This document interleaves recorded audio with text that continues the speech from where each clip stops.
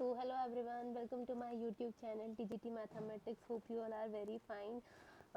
और आज तो यहाँ दिल्ली का मौसम भी बहुत अच्छा हो रहा है और आप लोगों की केवीएस की तैयारी भी बहुत अच्छे से चल रही होगी। तो आज हम क्या करेंगे, यूनिट 3 करेंगे। एक ही पूरी वीडियो में यूनिट 3 कंप्लीट कर देंगे। हमारी यूनिट 4 भी हो गई है, यूनिट 5 भी हो गई है। अब हम यूनिट 3 के करने के बाद यूनिट 2 के बाद बढ़ेंगे। And there is a good news, हम लोगों की फैमिली में 100 सब्सक्राइबर्स कंप्लीट हो गए हैं। And thanks to all of you जिन्होंने ये करवाया है। ठीक है, तो ऐसे ही अपने दोस्तों के साथ शेयर करते रहिए। और जो भी ये वीडियो देख रहे हैं और जिन्होंने भी सब्सक्राइब नहीं किया है, तो it's my humble request to my viewers, please subscribe करिए चैनल को, ताकि आप लोगों को टीजीटी से रिलेटेड ऐसा ही कंटेंट मिलता रहे, TGT, PGT, PRT and all. तो चलिए शुरू करते हैं आगे। अगर आप लोगों को कोई भी डाउट हो तो कमेंट सेक्शन में लिखिए और चैनल को सब्सक्राइब करना ना भूलिए। चलिए शुरू करते हैं। आज क्या करेंगे, क्रिएटिंग कंड्यूसिव लर्निंग एनवायरनमेंट के बारे में पढ़ेंगे। बेसिकली हमें इसमें करना क्या है, इंक्लूसिव एजुकेशन के बारे में पढ़ना है, डिसेबिलिटीज़ के बारे में पढ़ना है, इंक्लूसिव एजुकेशन क्यों ज़रूरी है, गाइडेंस काउंसलिंग क्यों ज़रूरी है, पेरेंट्स का, टीचर्स का क्या रोल प्ले करते हैं, अगर बच्चे डिसेबल हैं तो टीचर्स क्या क्या मेथड यूज़ कर सकते हैं। देखो, जैसे टीचर्स क्या क्या मेथड यूज़ कर सकते हैं, मैं इनके बारे में आप लोगों को नहीं बताऊंगी क्योंकि आप लोगों को ऑप्शंस में से चॉइस होगी। तो अभी हम क्या कर रहे हैं, सिर्फ रिवीजन कर रहे हैं। रिवीजन में क्या कि जो इम्पोर्टेंट है, जो थोड़ा नया है, जो थोड़ा कॉन्सेप्चुअल है, जहाँ पे आपका बेसिक सेंस लगना है, वो हम यूज़ नहीं कर रहे हैं। तो चलिए करते हैं शुरू बिना किसी देरी के। चलिए, चैप्टर 3 है हमारा, what, creating conducive learning environment. ठीक है,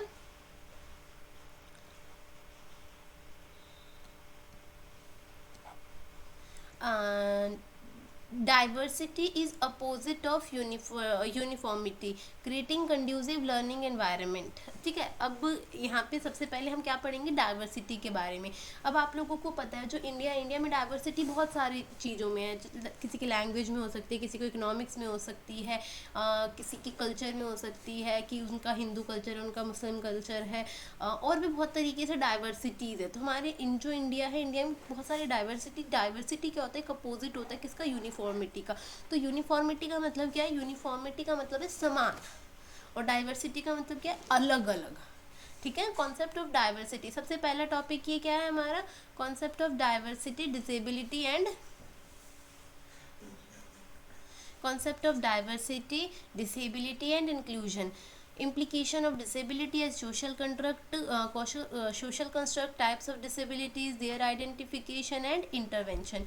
ठीक है, डाइवर्सिटी के कॉन्सेप्ट को पढ़ेंगे, डिसेबिलिटी को पढ़ेंगे और इंक्लूजन के कॉन्सेप्ट को पढ़ेंगे। तो चलिए शुरू करते हैं। हम इसी क्लास में इस पूरे चैप्टर को वाइंड अप कर देंगे। तो देखो, मैंने आप लोगों को क्या बताया कि डाइवर्सिटीज़ किस में हो सकती है, लिंग्विस्टिक का मतलब लैंग्वेज। अब हमें पता है कि इंडिया में बहुत तरीके की लैंग्वेज बोली जाती है। अगर मैं बात करूँ तो कितने तरीके की लैंग्वेज बोली जाती है, टोटल ऑफिशियल लैंग्वेज हमारी कितनी है, 22 लैंग्वेजेस हैं। सोशो कल्चरल मतलब कल्चर के बेसिस पे, कोई हिंदू है, कोई इकोनॉमिक के बेस पे, कोई अमीर है, कोई गरीब है, कोई जेंडर के बीच में, जेंडर की वजह से भी तो अलग अलग है। कोई मतलब यहाँ पे अगर हम इंडिया की बात करें तो इंडिया में मेल को ज़्यादा प्रेफरेंस दिए जाती है in comparison to females. Religious के बेस पे, वही कि रिलीजन के बेस पे हो गया। ठीक है, डिसेबिलिटी, अब यहाँ पे देखो डिसेबिलिटी, अभी हम ये टर्म आगे पढ़ेंगे। हम अगर बोलें तो डिसेबिलिटी की वजह से भी हमारे इंडिया में एक अलग नज़रिए से देखा जाता है कि जैसे किसी कोई फिजिकली इम्पेयर्ड है तो थोड़ा सा उसके लिए बिहेव अलग हो जाता है। तो ये भी क्या होगा, एक तरीके से डाइवर्सिटी हम इसे काउंट नहीं करेंगे, बट हाँ ठीक है, ये भी है। ओके, चलो डिसेबिलिटी के आगे बढ़ते हैं। Disability who has long term for physical mental, और अगर हम डिसेबिलिटी की बात करें तो डिसेबिलिटी क्या है, मतलब किसी को उसकी कोई वीकनेस, इम्पेयरमेंट।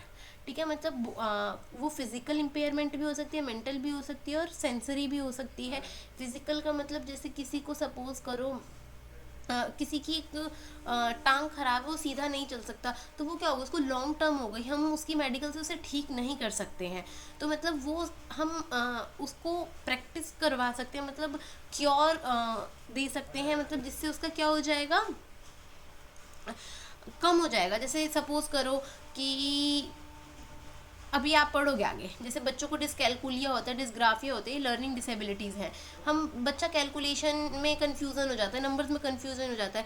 हम अगर उन्हें प्रॉपर वो मिलेंगी टेक्निक्स, अगर हम वहाँ पे प्रोवाइड करें, उन प्रॉपर एड्स प्रोवाइड करें, तो हम उनका थोड़ा सा लाइक उन्हें सुधार सकते हैं, बिल्कुल क्योर नहीं कर सकते। ठीक है, मेंटल की बात करें तो ऐसे ही मेंटल में होता है, ऐसे ही सेंसरी इम्पेयरमेंट्स में होता है। ठीक है, तो जिन डिसेबिलिटीज़ का मतलब समझ गए, जिनको हम प्रैक्टिस करवा सकते हैं, हम उनको ठीक नहीं कर सकते पूरे कंप्लीट तरीके से, सुधार हो सकता है उनमें बस।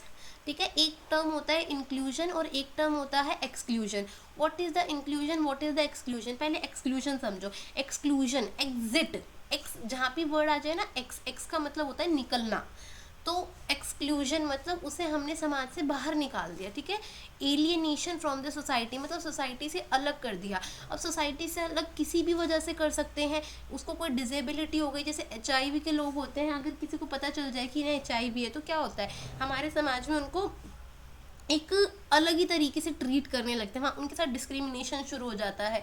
LGBTQ सोसाइटी होती है ना, LGBTQ, लेस्बियन, गे, बाइसेक्सुअल, ट्रांसजेंडर, तो इनके साथ भी क्या होता है, इनके साथ भी एक अलग सा बिहेव करते हैं। ठीक है, तो एलियनेशन, अब वो किसी जैसे डिसेबिलिटीज़, अभी मैंने आपको बताया कि डिसेबिलिटीज़ किसी भी तरीके से हो सकती है। उनको रिकेट्स हो गया, उनको आप लोग सपोज करो किसी को, बच्चों को डिसलेक्सिया हो गया, पोलियो हो गया, तो समाज उनको एक अलग दृष्टिकोण से देखने लगता है। तो एक क्या कर दिया हमने, उन्हें सोसाइटी से बाहर निकाल दिया। बहुत सारे रीजंस है, कास्ट की वजह से भी उन्हें बाहर निकाल देते हैं, जैसे पुराने ज़माने में बहुत चलता आया है। तो एक्सक्लूजन, और exclusion is not a good term, it is a negative term. हम किसी को भी समाज से बाहर नहीं निकाल सकते। नेचर में भी अलाउड नहीं है कि उस चीज़ को बाहर निकाल देना। ठीक है, फिजिकल और मेंटल। अब इंक्लूजन क्या होता है, इंक्लूजन का मतलब है इंक्लूजन से ही हम यहाँ पे पढ़ेंगे inclusive education. What, inclusive education. Exclusion का मतलब क्या था, बाहर निकाल देना। तो इंक्लूजन इन है, इनका मतलब क्या होता है, अंदर लाना, मतलब सब लोगों को समाज के अंदर लाना। समझ रहे हो क्या बोलना चाह रही हूँ मैं, कि सारे लोगों को समाज के अंदर लेके आना, यही मतलब होता है किसका, इंक्लूजन का। तो इसीलिए हम जो हमारी गवर्नमेंट है या फिर कितने भी ये प्रैक्टिसेस चली कि इंक्लूसिव एजुकेशन की मतलब एजुकेशन सबके लिए एक बराबर हो, बिल्कुल भी बच्चों के बीच में क्या ना हो, सेपरेशन ना हो, ऑल आर इक्वल। ठीक है, एक्सक्लूजन हैम्पर इंक्लूजन, इसका मतलब क्या है, एक्सक्लूजन और इंक्लूजन का मतलब समझ आ गया ना। एक्सक्लूजन हैम्पर करता है इंक्लूजन को। देखो, बेसिकली इंक्लूजन का मतलब है किसी चीज़ को सारे बच्चों को एक जैसी शिक्षा देना या फिर सारे लोगों को एक जैसा ट्रीट करना। और एक्सक्लूजन का मतलब क्या है, सोसाइटी से उठा के बाहर फेंक देना। ठीक है, inclusion is not for anyone, it is for those who need it. ठीक है, तो इंक्लूजन एनीवन का मतलब यहाँ पे क्या है कि जिनको समाज से बाहर निकाल दिया है किसी भी रीज़न की वजह से, उन सबको वापस लेके आना। ठीक है, और इसलिए बहुत सारे टर्म्स, बहुत सारे हमारे आर्टिकल्स में भी इसके बारे में बात किया गया है। सबसे पहले आर्टिकल 14 ही ले लें तो ये हमारी किसके बारे में बात करता है, राइट टू इक्वालिटी। और ये कैसा है, फंडामेंटल राइट है, राइट, कि सब लोगों का इक्वल अधिकार है, राइट टू इक्वालिटी। फिर आर्टिकल 15 की बात है तो राइट अगेंस्ट डिस्क्रिमिनेशन। आर्टिकल 20 आप लोगों ने पढ़ा, ऊपर भी पढ़ाया था मैंने आप लोगों को पिछली क्लास में, right to personal liberty and due to process of law, मतलब हर किसी का अपनी चीज़ों पे अधिकार है। राइट 24, आर्टिकल 24 क्या है, आर्टिकल 24, आर्टिकल 21A भी पढ़ा है कि सब बच्चों का पढ़ाई का अधिकार है। RT 2009 में हुआ था ना, ये 86 अमेंडमेंट हुआ था 21A। फिर आर्टिकल 24 क्या कहता है कि जो 14 साल से नीचे के बच्चे हैं उनसे आप चाइल्ड लेबर नहीं करवाएंगे। आर्टिकल 29 क्या कहता है, प्रोहिबिशन ऑफ चाइल्ड ट्रैफिकिंग, बच्चों का लेन देन नहीं होगा। बच्चों का लेन देन होता है, क्यों होता है, उनसे काम करवाए जाते हैं, उनसे चाइल्ड लेबर करवाई जाती है। तो चाइल्ड लेबर को मना किया हुआ है किसमें, 24 में, और चाइल्ड ट्रैफिकिंग को मना किया हुआ है 29 में। 21A क्या बताता है, लिबर्टी के बारे में बताता है, अपने अधिकारों के बारे में बताता है। 15 क्या बताता है, 15 बताता है कि किसी के साथ भी किसी भी तरीके का भेदभाव नहीं होगा, किसी भी बेसिस पे नहीं होगा। और 14 आर्टिकल क्या कहता है, इक्वालिटी की, ऑल आर इक्वल। ठीक है। आर्टिकल 37 क्या कहता है, legislative and administrative measures to ensure, मतलब चाइल्ड राइट्स को प्रोटेक्ट करने के बारे में आर्टिकल 37 बात कर रहा है। आर्टिकल 46 क्या कहता है, right of weaker sections of people take protected from the social injustice, मतलब जो 46 आर्टिकल है वो जो हमारी समाज में जो वीकर सेक्शंस हैं उनकी बात कर रहा है। कौन, आर्टिकल 46। अगर हम बात करें आर्टिकल 47 की, तो आर्टिकल 47 क्या कहता है, आर्टिकल 47 कहता है right to nutrition and standard of living, कि जैसे न्यूट्रिशन का मतलब आप यहाँ से ये समझ सकते हैं कि हर किसी का भाई ढंग से, एक होता है जीना और एक होता है ढंग से जीना, कि उसकी एटलीस्ट बेसिक नीड्स तो पूरी हों। अगर उसको खाना खाना है तो अगर उसको 3 टाइम का खाना खा रहा है तो जो उसकी बेसिक न्यूट्रिशन वैल्यूज़ हैं खाने की, उसे एटलीस्ट वो तो मिले।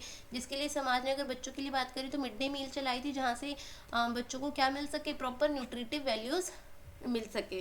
ठीक है। 1970 में देखो कुछ ये ना, 1970 में आईईडीसी क्या है, integrated education of disabled child, integrated education of disabled children. ठीक है, कि 1970 में आई थी ये, 1970 या 75, ठीक। आईईडीसी इसने क्या कहा था कि जो विकलांग बच्चे हैं उनको भी क्या करेंगे, हम एजुकेशन प्रोवाइड करेंगे। देखो एक टर्म होता है इंक्लूसिव एजुकेशन और एक टर्म होता है इंटीग्रेटेड एजुकेशन। इन दोनों में अंतर क्या है, वैसे तो अभी नीचे भी पढ़ोगे लेकिन यहाँ समझ लो। देखो इंटीग्रेटेड इंक्लूसिव एजुकेशन क्या है कि एक क्लास में सब बच्चे बैठेंगे और पढ़ाया इस तरीके से जाएगा कि सब बच्चों को वो समझ में आए। इंटीग्रेटेड एजुकेशन में क्या होता है, इंटीग्रेटेड एजुकेशन में होता है कि भाई जो ये विकलांग बच्चे हैं इनके लिए भी एजुकेशन होगी। जैसे अगर मैं क्लासरूम की बात करूं तो इनके जैसे, हाँ ठीक है, इंटीग्रेटेड एजुकेशन में सेपरेशन होती है। जैसे बच्चों के लिए जो गिफ्टेड स्टूडेंट्स हैं या फिर जो ये डिसेबल्ड बच्चे हैं, इनके लिए अलग से रूम्स, अलग से एड्स यूज़ किए जाते हैं, अलग से टीचिंग मटीरियल्स यूज़ किए जाते हैं इनको पढ़ाने के लिए, समझ गए। बट इंक्लूसिव एजुकेशन में सारे बच्चे एक क्लासरूम में एक ही साथ बैठ के पढ़ सकते हैं। देखो इंटीग्रेटेड एजुकेशन के अपने प्रोज एंड कॉन्स हैं, इंक्लूसिव एजुकेशन के अपने प्रोज एंड कॉन्स हैं। इस समाज में कोई भी चीज़ परफेक्ट अपने आप में नहीं होती है, तो यहाँ पे भी इंटीग्रेटेड एजुकेशन भी कहीं ना कहीं अपने आप में सही है और इंक्लूसिव एजुकेशन भी कहीं ना कहीं अपने आप में सही है। ठीक है। फिर 1990 में एक सेलमेंका स्टेटमेंट आई थी जिसने इंक्लूसिव एजुकेशन का कॉन्सेप्ट दिया था। 1917 में किसका कॉन्सेप्ट आया, इंटीग्रेटेड एजुकेशन का। और 1990 और 86 में 1986 1980 और 1986 से 86 और 92 वाली पॉलिसी तो आप लोगों को पता है। तो इसी ने ही किसकी बात करी थी, इंक्लूसिव एजुकेशन की बात करी थी। अगर आप लोगों से देखो ये ना हेडिंग्स है, स्कोप पूछे, लिमिटेशंस पूछे और इंपॉर्टेंस पूछे। स्कोप क्या है भाई इंक्लूसिव एजुकेशन का, अगर हम इंक्लूसिव एजुकेशन बच्चों को दे रहे हैं तो उसकी इंपॉर्टेंस क्या है। आप लोगों को देखो 4 ऑप्शन आएंगे, आप लोगों समझ गए हो ना इंक्लूसिव एजुकेशन का मतलब क्या है, कि सारे बच्चे क्लासरूम में एक साथ बैठ के पढ़े, ताकि बिल्कुल भी ऐसे किसी के साथ ऐसे डिस्क्रिमिनेशन वाली भावना ना हो या बच्चे के मन में ये ना है कि मैं अलग हूँ। इंक्लूसिव एजुकेशन बेसिकली इसी बारे में बात करता है। लिमिटेशंस क्या है, लिमिटेशंस ये है कि भाई देखो एक क्लासरूम में बैठ के सारे बच्चे पढ़ रहे हैं, तो कहीं ना कहीं क्रिएटिव चाइल्ड भी बैठा है वहाँ पे, कहीं ना कहीं नॉर्मल बच्चा भी बैठा है और कहीं ना कहीं वहाँ पे एक एवरेज स्टूडेंट बोलो या फिर थोड़ा सा बिलो एवरेज स्टूडेंट भी बैठा है। तो अगर हम बिलो एवरेज स्टूडेंट के हिसाब से पढ़ाएंगे तो जो क्रिएटिव चाइल्ड है वो कहीं ना कहीं पीछे रह जाएगा, और अगर हम क्रिएटिव चाइल्ड के हिसाब से पढ़ाएंगे तो जो बिलो एवरेज वाला बच्चा है वो कहीं ना कहीं पीछे रह जाएगा। तो ये आप लोगों को ऑप्शंस एलिमिनेट करना आना पड़ेगा। ये आप लोगों का वहाँ पे दिमाग बताएगा कि आप लोग किस हिसाब से करेंगे। ठीक है, आई थिंक मुझे लग रहा है यहाँ तक आप लोगों को समझ आ गया कि स्कोप क्या होगा, ये आप लोग बता देंगे। अगर आपसे पूछें कि लिमिटेशंस क्या होंगी, आप लोगों को मैंने बता दिया कि लिमिटेशंस, एक क्लासरूम है उसमें अलग अलग बच्चे बैठे हैं, अब सब बच्चों को हम नहीं कर सकते हैं भाई ट्रीट एक साथ, लेकिन अगर नहीं करेंगे तो क्या होगा, अगर हम सब बच्चों को एक साथ ट्रीट करते हैं तो कहीं ना कहीं क्रिएटिव चाइल्ड इन सब के साथ क्या हो जाएगा, पाशे उनकी प्रतिभाएं रह सकते हैं, हम ये कह सकते हैं। ठीक है, तो ऑप्शंस एलिमिनेट करना आप लोग सीखिए, number of MCQs, number of previous year questions try करिए जहाँ से आप लोगों की प्रैक्टिस होगी, ठीक है। जैसे इतने पीवाईक्यूज आते हैं, इतने मल्टीपल एमसीक्यूज आते हैं, आप लोग उनकी प्रैक्टिस कीजिए। अगर उनकी प्रैक्टिस नहीं करेंगे तो आप लोगों को ऑप्शंस एलिमिनेट करना नहीं आएगा, ठीक है। चलिए आगे बढ़ते हैं इंक्लूसिव एजुकेशन की चैलेंजेस और स्ट्रैटेजीज पे। Modify deeply help attitudes, discrimination of information and public education, provide adequate level of training to key stakeholders, making provisions for adequate resources, involve NGOs। मतलब क्या क्या चैलेंज, क्या क्या स्ट्रैटेजीज को अपना सकते हैं इंक्लूसिव एजुकेशन को स्कूल में लाने के लिए। देखो NGOs को आप लोग इन्वॉल्व कर सकते हैं, जो जो रिसोर्सेज क्लासरूम में चाहिए आप वो ला सकते हैं, ठीक है। एक लेवल ऑफ ट्रेनिंग, जैसे टीचर है, टीचर को क्लासरूम में हर टाइप के बच्चे को पढ़ाना है, तो टीचर को क्या करना चाहिए, हम टीचर को एक ट्रेनिंग प्रोवाइड करें, information dissemination of information and public education. और भाई पब्लिक को तो इस बारे में बताओ, कैसे बता सकते हैं, बहुत सारे वेज है आजकल तो, बहुत सारे वेज है, जैसे मास मीडिया से बता सकते हैं हम, रैलीज करके उनको समझा सकते हैं, उनको एजुकेशन प्रोवाइड कर सकते हैं। तो बहुत सारे रीजंस भी हैं कि क्यों ये पीछे रह जाएगा और कैसे ये आगे बढ़ेगा, क्या क्या स्ट्रैटेजीज आप लोग अपना सकते हैं। आई थिंक आप लोगों को यहाँ तक समझ में आ गया। आगे बढ़ें। कुछ कुछ एक्ट्स आए, प्रोग्राम्स आए, पॉलिसीज आए, ऊपर आपने आर्टिकल्स पढ़े कि कौन कौन से। तो सबसे पहले देखो कि इंडिपेंडेंस से पहले की बात की गई है, तो सबसे पहला जो स्पेशल स्कूल बना था डेफ के लिए, वो कहाँ पे बना था, 1883 में बना था। फिर ब्लाइंड लोगों के लिए कब बना, 1887 में। और जो मेंटल रिटार्डेड जो बच्चे थे उनके लिए कब बना, 1941 में। ये नहीं कि सिर्फ यही थे, होंगे तो और भी, लेकिन जो यहाँ पे सबसे पहले की बात की गई है ये वो लिखे हुए हैं, ठीक है। पोस्ट इंडिपेंडेंस, इंडिपेंडेंस के बाद देखो आप लोगों ने पढ़ा RTE 2009 आया, उसके अंदर क्या बात की गई थी कि 14 साल तक के बच्चों को फ्री एजुकेशन दी जाएगी और किसी भी तरीके का भेदभाव नहीं किया जाएगा।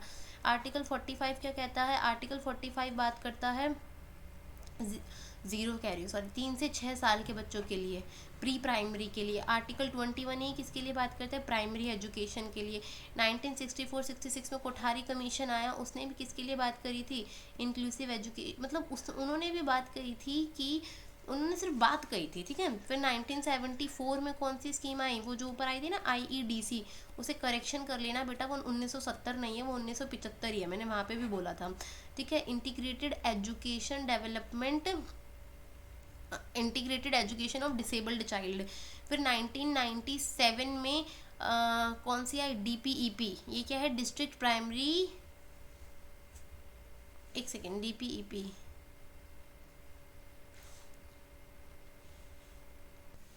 ठीक है। DPEP क्या हो गया, डिस्ट्रिक्ट प्राइमरी एजुकेशन प्रोग्राम। और इसको मर्ज, जो ये IEDC थी इसको इसी में क्या कर दिया गया, 97 में मर्ज कर दिया गया। 1986 में आप लोगों को पता है नेशनल एजुकेशन पॉलिसी आई थी, ऊपर भी बात किया था जिसने इसके बारे में बात करी थी। और 92 में ये जो 1986 वाली वो थी पॉलिसी, इसको रिवाइज किया गया था और इसको क्या कहा था, प्रोग्राम ऑफ एक्शन। देखो ये सब ना आप लोगों को पता है, ये आप लोगों ने देखो जो सबसे पहली क्लास थी पॉलिसीज़ के बारे में आप लोग वहाँ पे पढ़ चुके हो, लेकिन ये वो पॉलिसीज़ हैं जो बेसिकली जिन्होंने इंक्लूसिव एजुकेशन के बारे में बात करी हुई है, ठीक है। RTE ने कुछ प्रोग्राम्स करे, सर्व शिक्षा अभियान, डिस्ट्रिक्ट प्राइमरी एजुकेशन प्रोग्राम और राष्ट्रीय माध्यमिक शिक्षा अभियान, सारे पढ़े हैं आपने। सर्व शिक्षा अभियान कब आया, 2001 में आया। और 2018 में कौन सा अभियान आया था, समग्र शिक्षा अभियान, जिसने किसके बारे में बात करी थी, जिसने तीनों लेवल ऑफ एजुकेशन के बारे में बात करी थी। अगर हम NEP के अकॉर्डिंग बात करें तो चारों लेवल के, मतलब फाउंडेशनल, प्राइमरी, मिडल और सेकेंडरी पढ़े हैं ना। 4 स्टेजेस बताए हैं NEP ने, FPMS फाउंडेशनल, प्राइमरी, मिडल और सेकेंडरी, ठीक है। DPEP district primary education program था। और RMS से क्या है, राष्ट्रीय माध्यमिक शिक्षा अभियान, ये कब आया, 2009 में। माध्यमिक शिक्षा है तो बेसिकली इसने किसके बारे में बात करी थी, 9th 10th 11th 12th की एजुकेशन के बारे में बात करी थी। तो ये सारे आप लोगों को प्रोग्राम्स पता होने चाहिए कि कौन से पॉलिसीज़ आई। एक यहाँ पे ना एक्ट नहीं बताया, अभी एक्ट आप लोग आगे पढ़ो कि देखो RPDWD एक्ट आया, PWD एक्ट आया 1995 का, वो इसमें क्या हो गया था, मर्ज हो गया था, 2016 में ये रिवाइज हुआ था। तो ये अभी आगे पढ़ने हैं आप लोगों को, ठीक है, जस्ट वेट। एंड थोड़ा सा भी हेल्पफुल लग रहा है तो भाई लाइक करो, चैनल को सब्सक्राइब करो, थोड़ा सा सपोर्ट दिखाओ अपना अभी। चलो, मॉडल ऑफ डिसेबिलिटीज़ देखो, सबसे पहले मॉडल देखेंगे हम क्या, charity model. Which model, charity model. उसके बाद देखोगे मेडिकल मॉडल,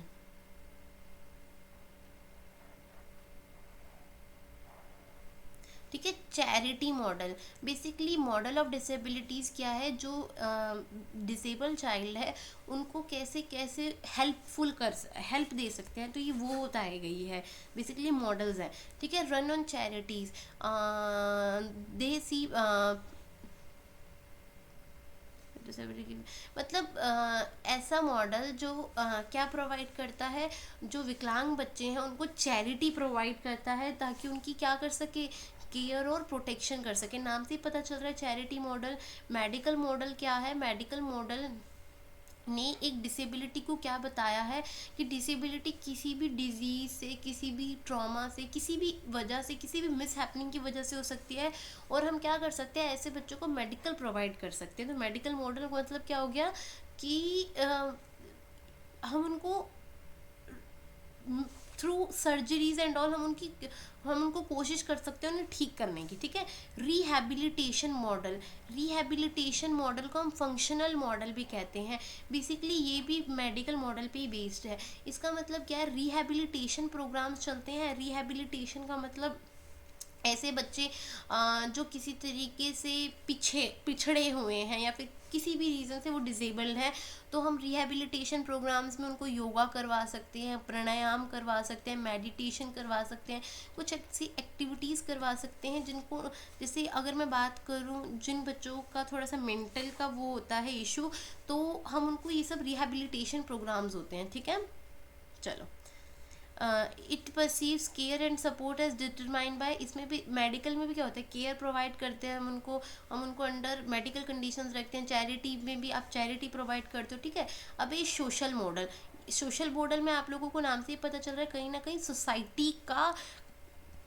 सोसाइटी की बात की गई है। तो सोसाइटी किसी डिसेबल को कैसे वो कर सकती है, भाई सोसाइटी कहीं ना कहीं बहुत बड़ा रोल, बहुत इम्पॉर्टेंट रोल प्ले करती है। कौन, सोसाइटी। क्यों, अगर सोसाइटी अपने थॉट्स चेंज कर ले, वो उसको ऐसा ट्रीट ही नहीं करवाए कि भाई तुम अलग हो, तो उस बच्चे के दिमाग में अलग नहीं होगा। देखो, जब छोटा बच्चा होता है, बिल्कुल छोटा सा बच्चा होता है,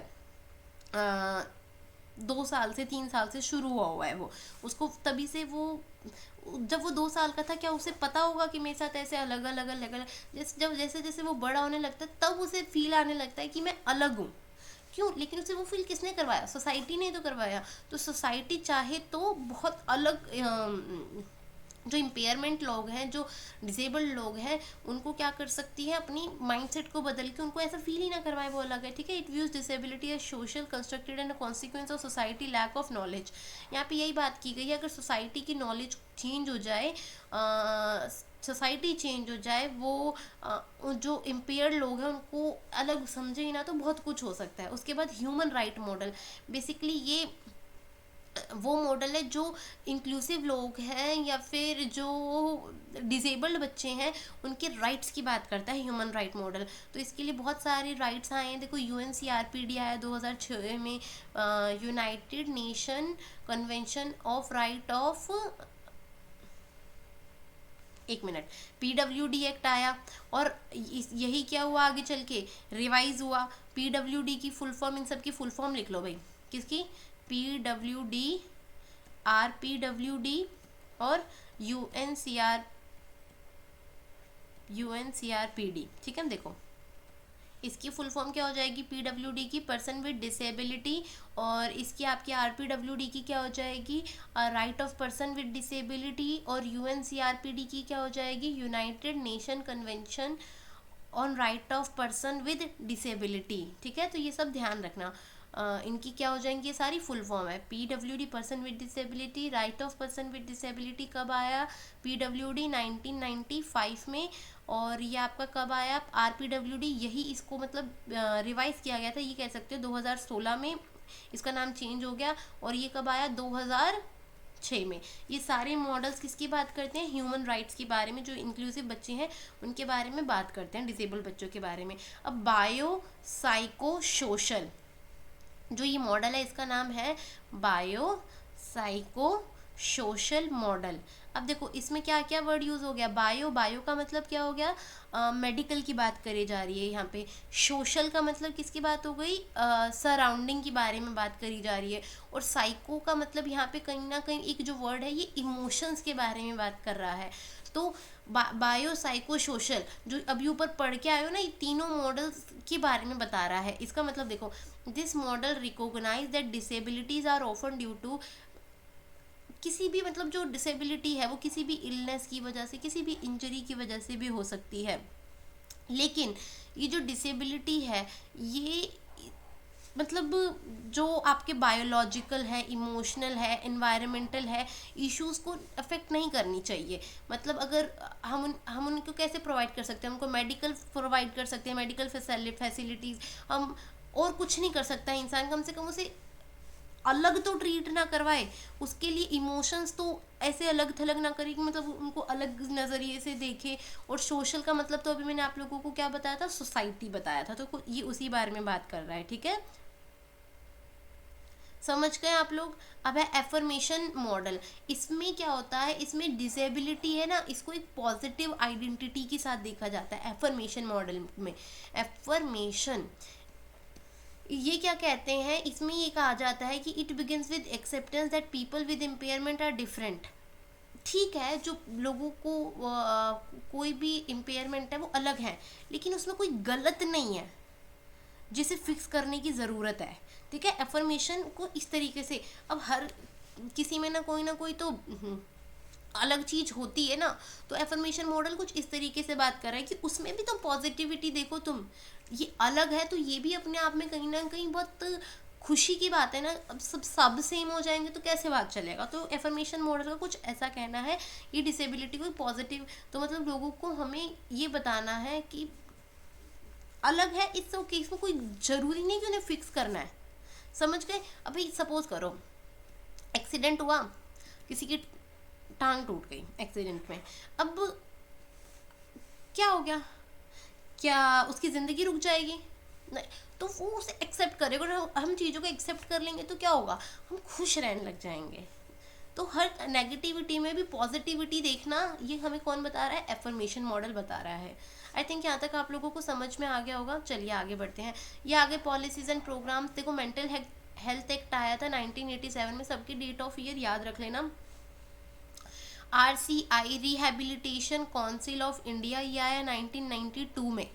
ठीक है, रिहेबिलिटेशन वही हो गया, एक ऐसे सेंटर्स लगाना जहाँ पे उनके जो मेंटल पीस है उनको हम बरकरार रख सके, बेसिकली डिसेबल बच्चों के लिए। ठीक है, कैसे योगा करवा सकते हैं, मेडिटेशन करवा सकते हैं। और इसको पार्लियामेंट ने 2000 में क्या किया था, इसका अमेंडमेंट हुआ था 2000 में, इसको एक एक्सटेंड लेवल तक लेके गए थे, इसको बढ़ाया था रिहेबिलिटेशन को। ठीक है, PWD एक्ट 1995 में आया था। और आप लोगों का वो आया था IEDC, ये कब आया था, 1975 में। ठीक है, उसके बाद ये आप लोगों का देखो PWD एक्ट, इसको रिप्लेस कर दिया था किसने, RPDWD ने 2016 में।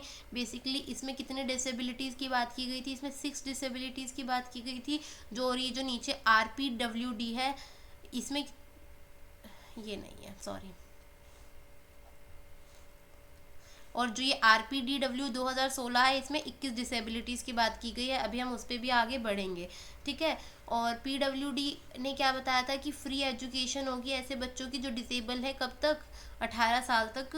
मतलब जो नॉर्मल बच्चे उनकी 14 साल तक फ्री एजुकेशन होगी, और जो डिसेबल बच्चे उनकी 18 साल तक होगी। यहाँ पे ये बात की गई थी। ठीक है, नेशनल पॉलिसी ऑफ वो आई थी, national policy for physical persons with disability, कब आई थी, 2013 2006 में आई थी।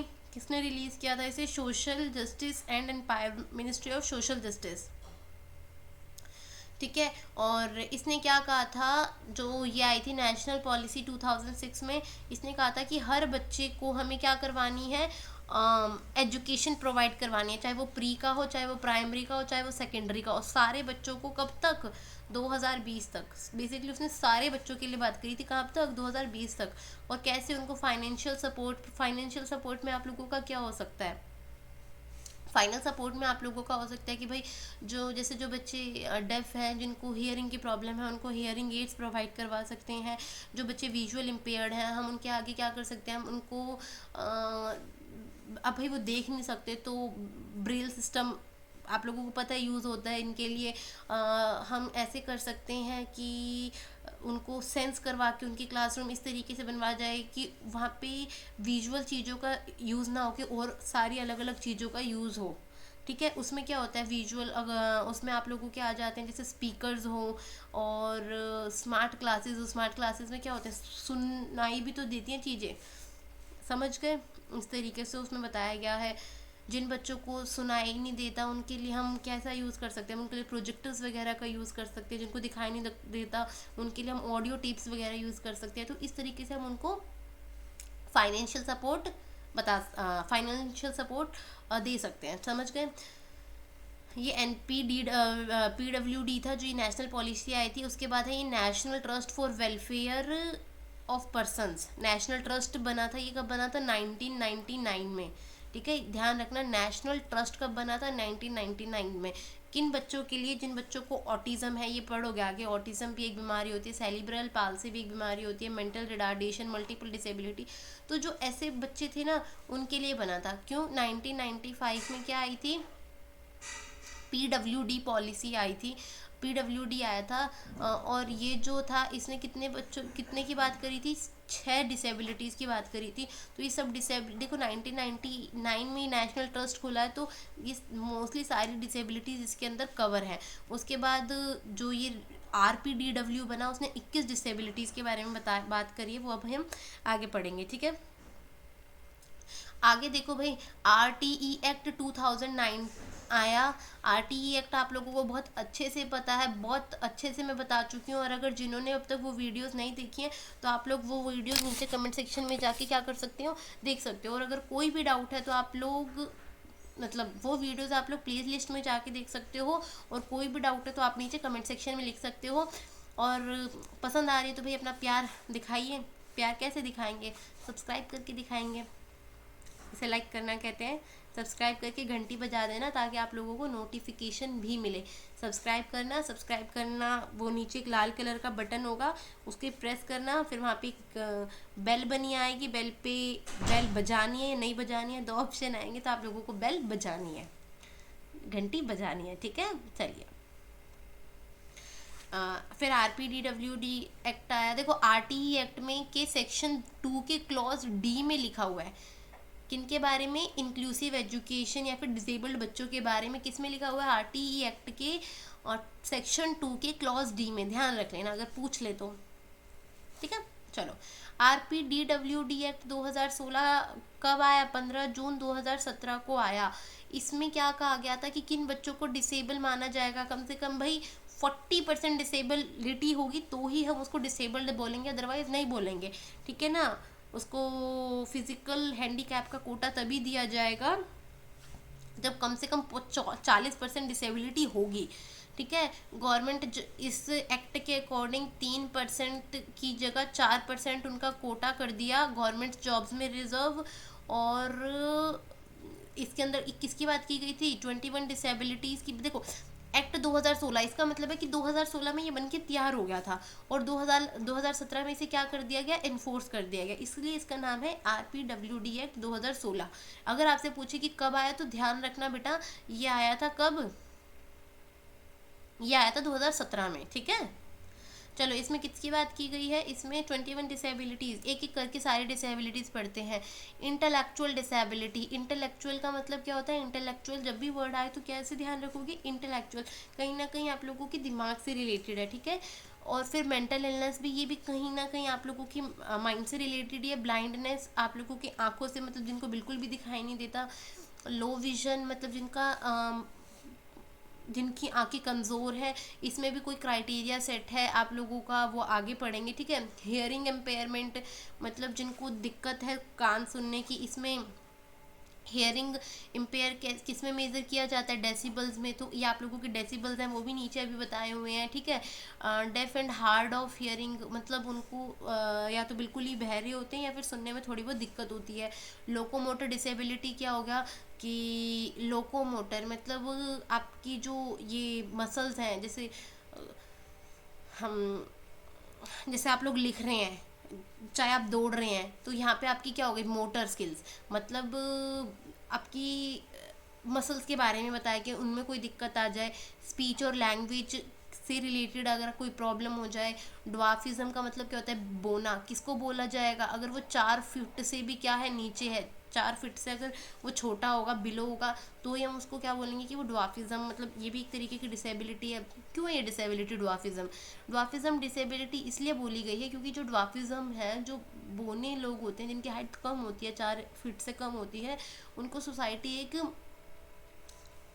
अलग नज़रिए से देखती है, दैट्स वाई, ठीक है। स्पेसिफिक लर्निंग डिसेबिलिटी, मतलब उनको इसमें अलग अलग है, किसी को जैसे पढ़ने में दिक्कत आ रही है, किसी को कैलकुलेशन में दिक्कत आ रही है, किसी को चीज़ों को रिमेंबर करने में दिक्कत आ रही है, ठीक है।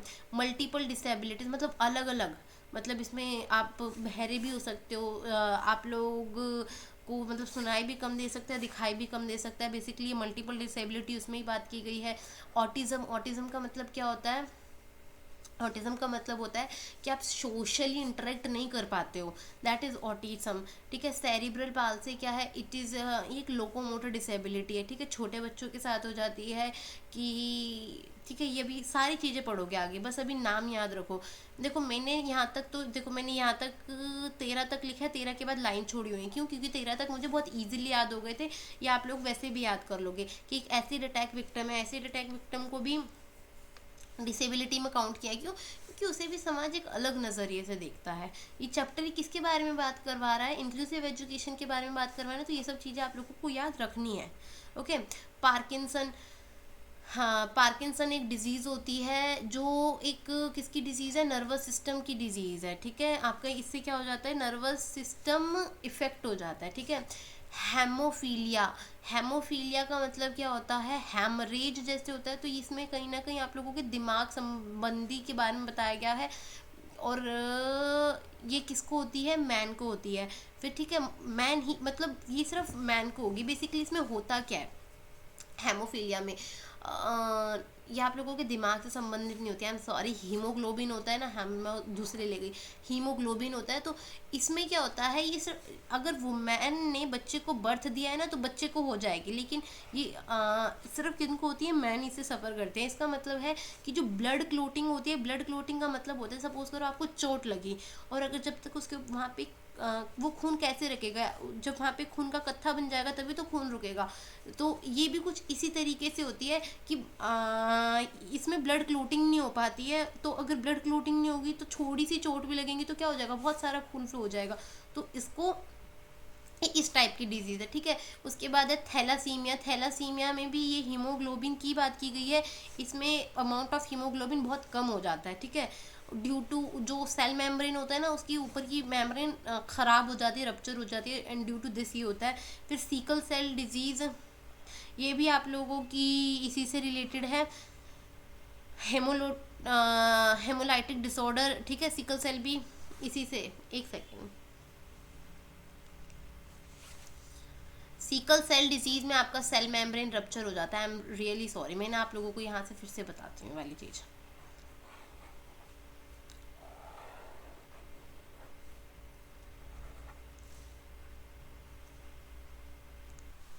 देखो फिर से समझो इसे। हेमोफीलिया क्या होती है? हेमोफीलिया जो होती है सिर्फ और सिर्फ मेन में होती है, ठीक है। इसमें क्या होता है? इसमें ना वही आप लोगों का ब्लड क्लोटिंग जो होता है ना, ब्लड क्लोटिंग नहीं हो पाता है, ठीक है। अगर आप लोगों को थोड़ी सी भी चोट लगेगी, जो मैन है उनको थोड़ी सी भी चोट लगेगी तो बहुत ज़्यादा ब्लड फ्लो हो जाएगा। थैलासीमिया में क्या होता है? जो हीमोग्लोबिन होता है शरीर के अंदर बहुत कम हो जाता है, दैट इज़ थैलासीमिया, ओके। उसके बाद सीकल सेल डिसीज़ देखो क्या होती है। सीकल सेल डिसीज़ एक हेमोलोटिक डिसऑर्डर है। इसमें क्या होता है, सीकल सेल में होता है आप लोगों का, देखो सीकल सेल डिसीज़ क्या होता है। सीकल सेल डिजीज़ में जो सेल मेम्ब्रेन होती है ना वो रप्चर हो जाती है, तो इस वजह से हेमोलिटिक, वो ये भी हीमोग्लोबिन वाला डिसऑर्डर ही है, ठीक है। उसके बाद है मस्कुलर डिस्ट्रॉफी। इसमें क्या हो जाती है आपकी, ये मसल से रिलेटेड डिजीज़ है। फिर मल्टीपल स्क्लेरोसिस है ये। उसके बाद लेप्रोसी क्योर्ड पर्सन। इसका मतलब क्या होता है, देखो लेप्रोसी ना एक डिजीज़ होती है। ये लेप्रोसी डिजीज़ क्या होती है, ये डिजीज़ होती है, लेप्रोसी होती है एक बैक्टीरिया की वजह से, ठीक है। लेप्रोसी एक डिजीज़ है जो बैक्टीरिया की वजह से होती है, लेकिन ये क्योर हो जाती है, ठीक हो जाती है 6-7 महीने 1 साल के बाद ये ठीक हो जाती है डॉक्टर से कंसल्ट करने के बाद। लेकिन उसके बाद क्या हो जाता है, उसके बाद उस कुछ आपके शरीर में डिसेबिलिटी का मतलब क्या बताया मैंने, कि जो ठीक ही ना हो, बहुत लॉन्ग टाइम तक चलती रहे। Loss of sensation in hands feets as well as in the eye, मतलब सेंसेशन ही फील नहीं होती, वो खो जाती है, ठीक है। तो इस तरीके से आप लोग समझ सकते हो कि लेप्रोसी मतलब ठीक हो जाता है, मतलब उसके बाद ये जो प्रॉब्लम्स होती हैं शुरू होती हैं, क्या कि सेंसेशन, सेंस करने की जो वो होती है ना फील, वो हट जाती है। इस तरीके से आप लोग समझ सकते हो कुछ, ठीक है। और ये लास्ट डिजीज है chronic neurological condition. Chronic neurological condition क्या होती है, हमारी नर्वस सिस्टम से रिलेटेड होती है, ठीक है। नर्वस सिस्टम से रिलेटेड होती है हमारी क्या, न्यूरोलॉजिकल। तो न्यूरोलॉजिकल कहीं ना कहीं क्या हो जाएंगे, ब्रेन्स और स्पाइनल कॉर्ड से रिलेटेड जो डिजीज़ होंगी ना वो इसके अंदर आती हैं, समझ गए।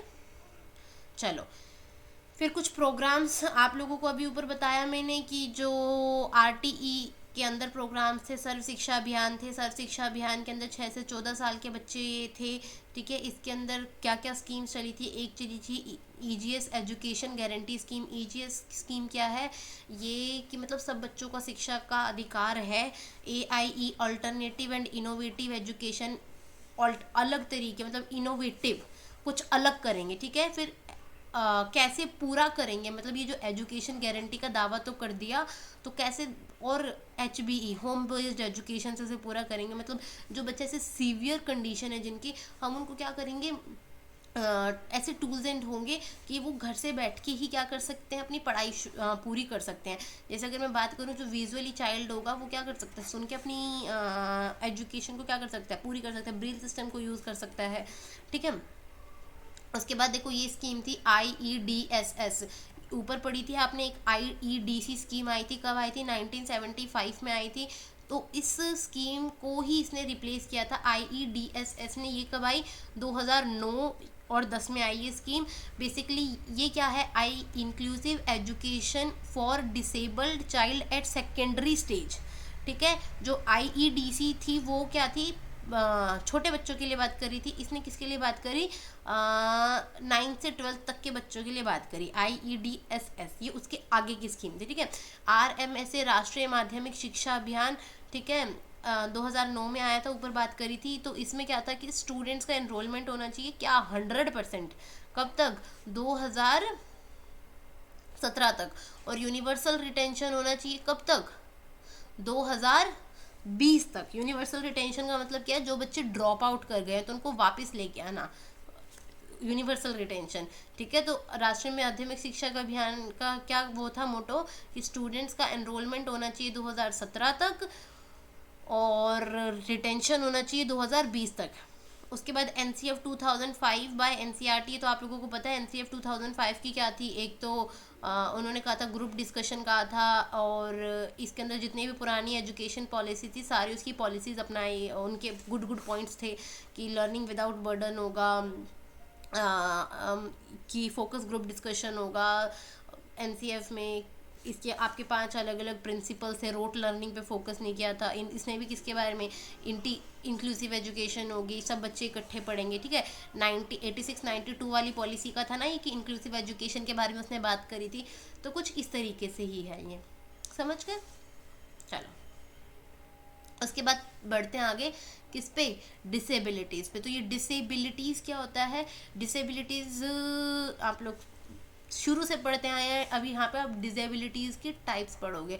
देखो किसी को फिजिकल डिसेबिलिटीज़ है, किसी को इंटेलेक्चुअल है, किसी को लर्निंग है, किसी को कुछ है, किसी को अलग टाइप की है।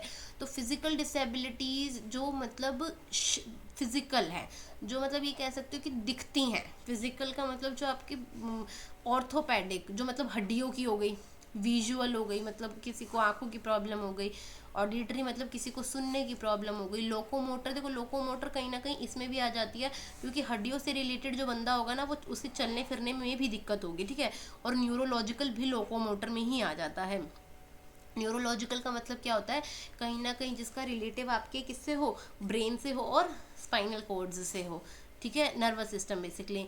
तो ये फिजिकल डिसेबिलिटीज़ हो गई। क्या क्या, यहाँ से आपकी हो गई ऑर्थोपेडिक, विजुअल, ऑडिटरी, न्यूरोलॉजिकल और लोकोमोटर में मैंने आप लोगों को क्या बताया, ऑर्थोपेडिक भी हो सकता है और न्यूरोलॉजिकल, ये दोनों आपकी लोकोमोटर के अंदर ही आ सकते हैं। तो ऑर्थोपेडिक के अंदर अब जैसे क्लब फुट है,